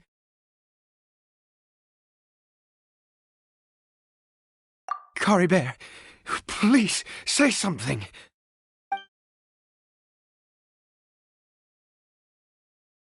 I'm sorry I couldn't be at your side when you were born. And that I failed to reach you and Mama in time when you both were suffering. But I'm here now. Papa's been by your side all these years. I've never left you, not once. Are you still angry with me, Caribert? I know you're awake now. Do you not want to talk to me? I'm so sorry, Caribert. Forgive me. Please, say something, anything. Please. Please.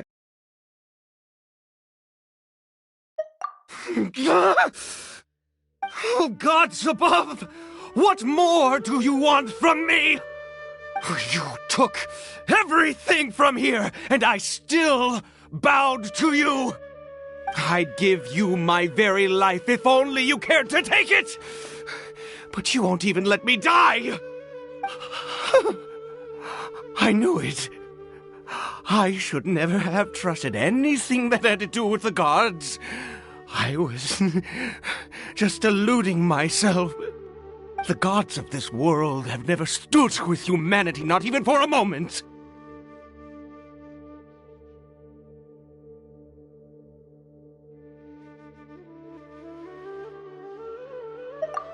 Other reasons? What do you mean?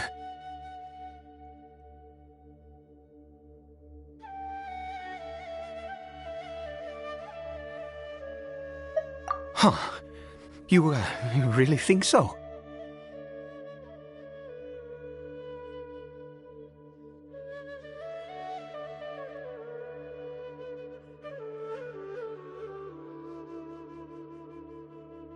Give up? No, never. Yes, you're right. I cannot let myself wallow in despair. Even if I must stay here with him for 50 years, 100, what difference does it make? I do not lack for time.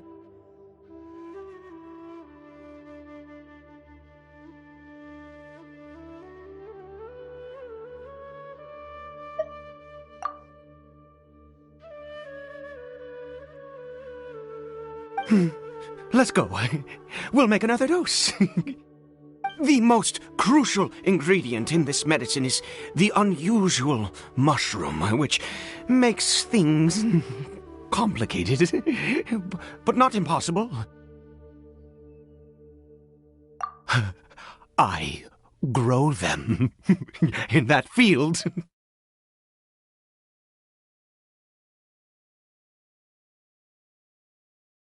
The details don't matter, right? Curb your curiosity and just do as I instruct. If you truly wish to help me, that is how you can do it.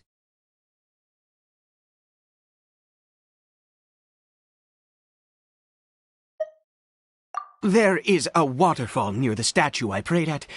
I need you to collect some water from there around 2 in the afternoon. I'll be here watching Curry Bear. Once you're back, I will make some fertilizer for the mushrooms.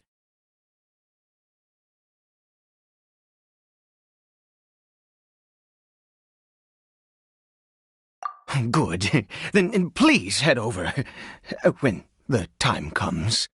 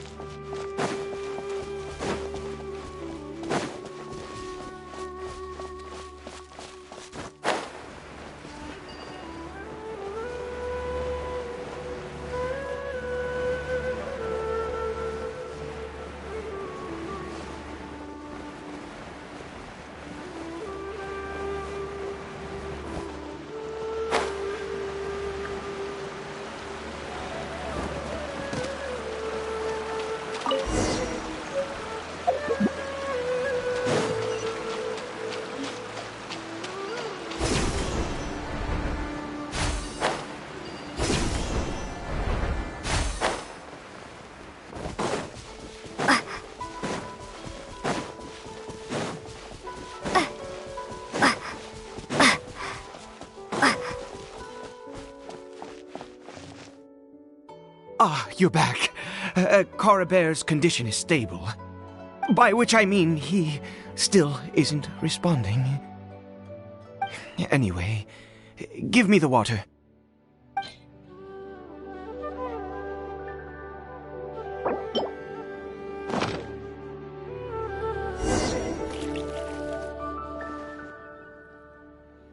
I need you to stand guard here for A while. Whatever you do, don't let any forest rangers approach the house. Understand?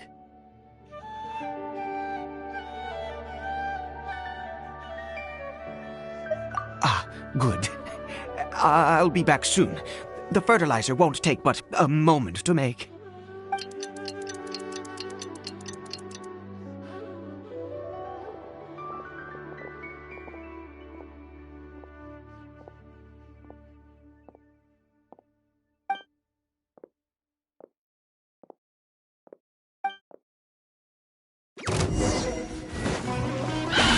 Time to clean up. Steady as stone.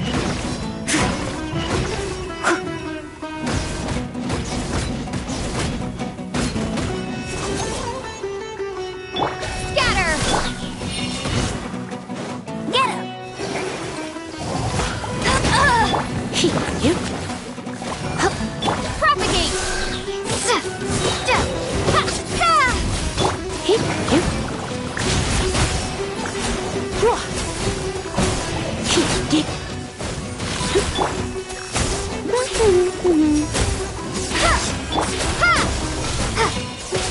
No one escapes my sights!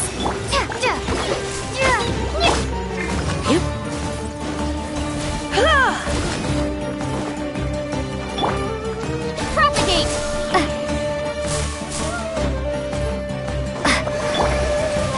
You're in for a little shock. Blitz. Let's spark the... Go, go, Barrington!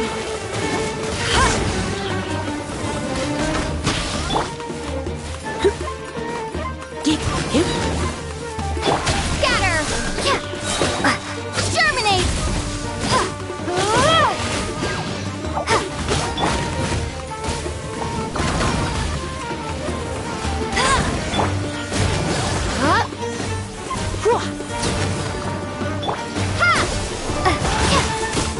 No escape!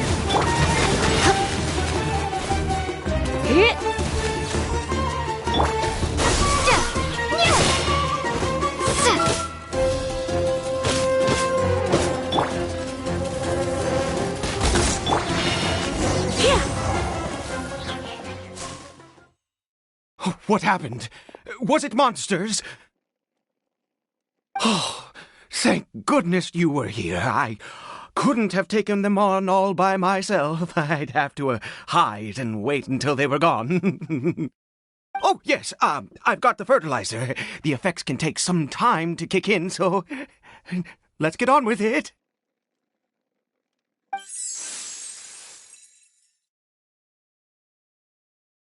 Next, we pick the mushrooms and repeat the same steps as before to make another dose. I trust you still remember the method.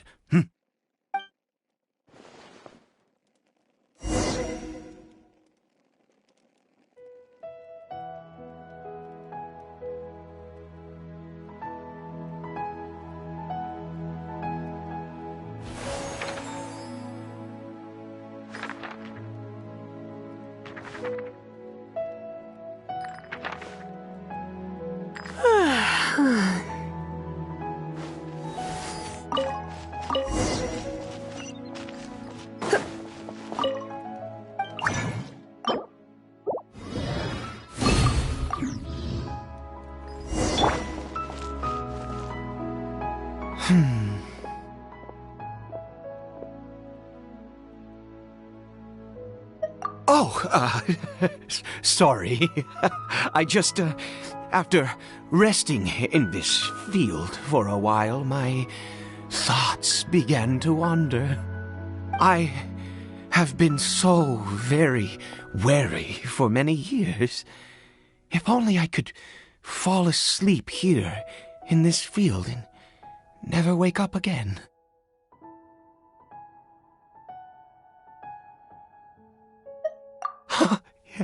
I do indeed. That's why it was just a fleeting thought. Thank you for your help once again. Now, for the final step. Back to the Statue of the Seven.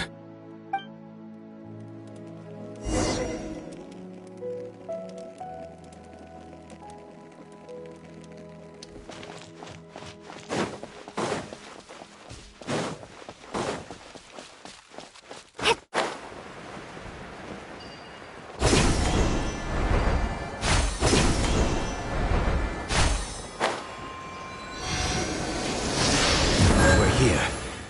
Let's begin.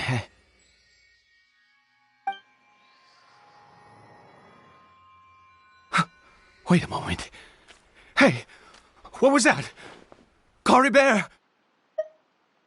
Oh no, he must have left while we were too busy preparing the medicine to notice.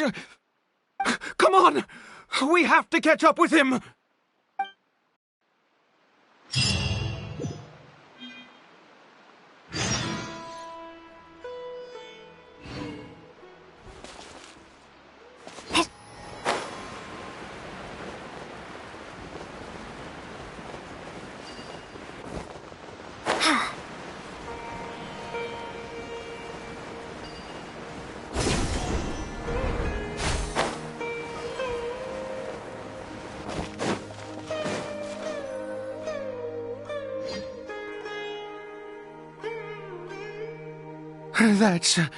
That's not Cory Bear.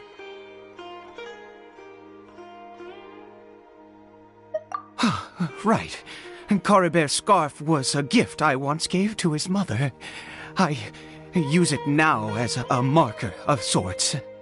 My eyes must be going. How could I not recognize my own son? This decrepit body of mine. Yes. It doesn't seem interested in us in the least. It seems intent on walking in that direction. Where could it be going? Yes. The more we know about Hilly Churls, the better.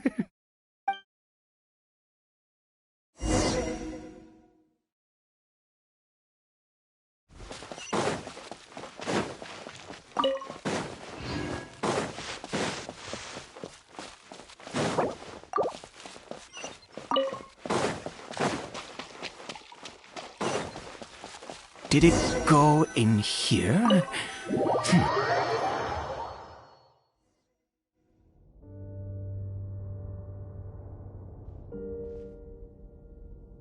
What a ghastly place. Has it always existed? I swear I've never noticed it before. Huh. It looks like they're, worshipping. Sometimes walking, sometimes kneeling in worship, and it appears to be in earnest. I've never seen anything like this in all my life. What in the world does this place conceal? Oh, there's only one way to find out.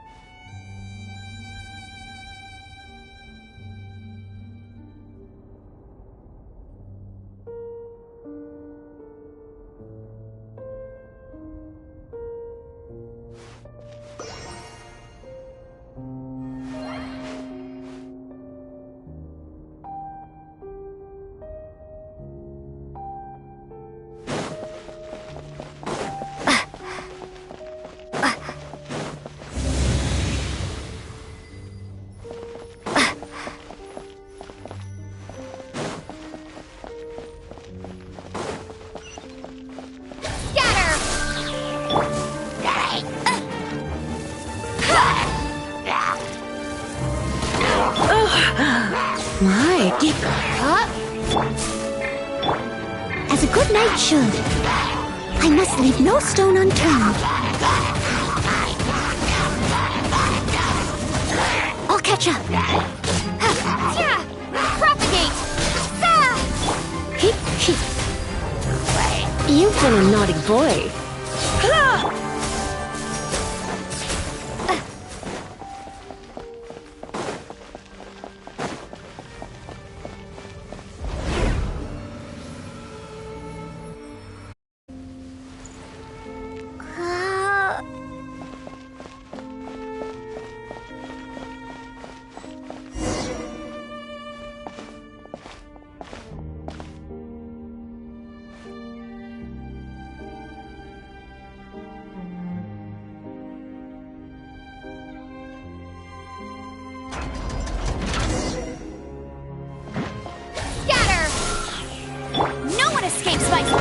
Try not to enjoy this too much.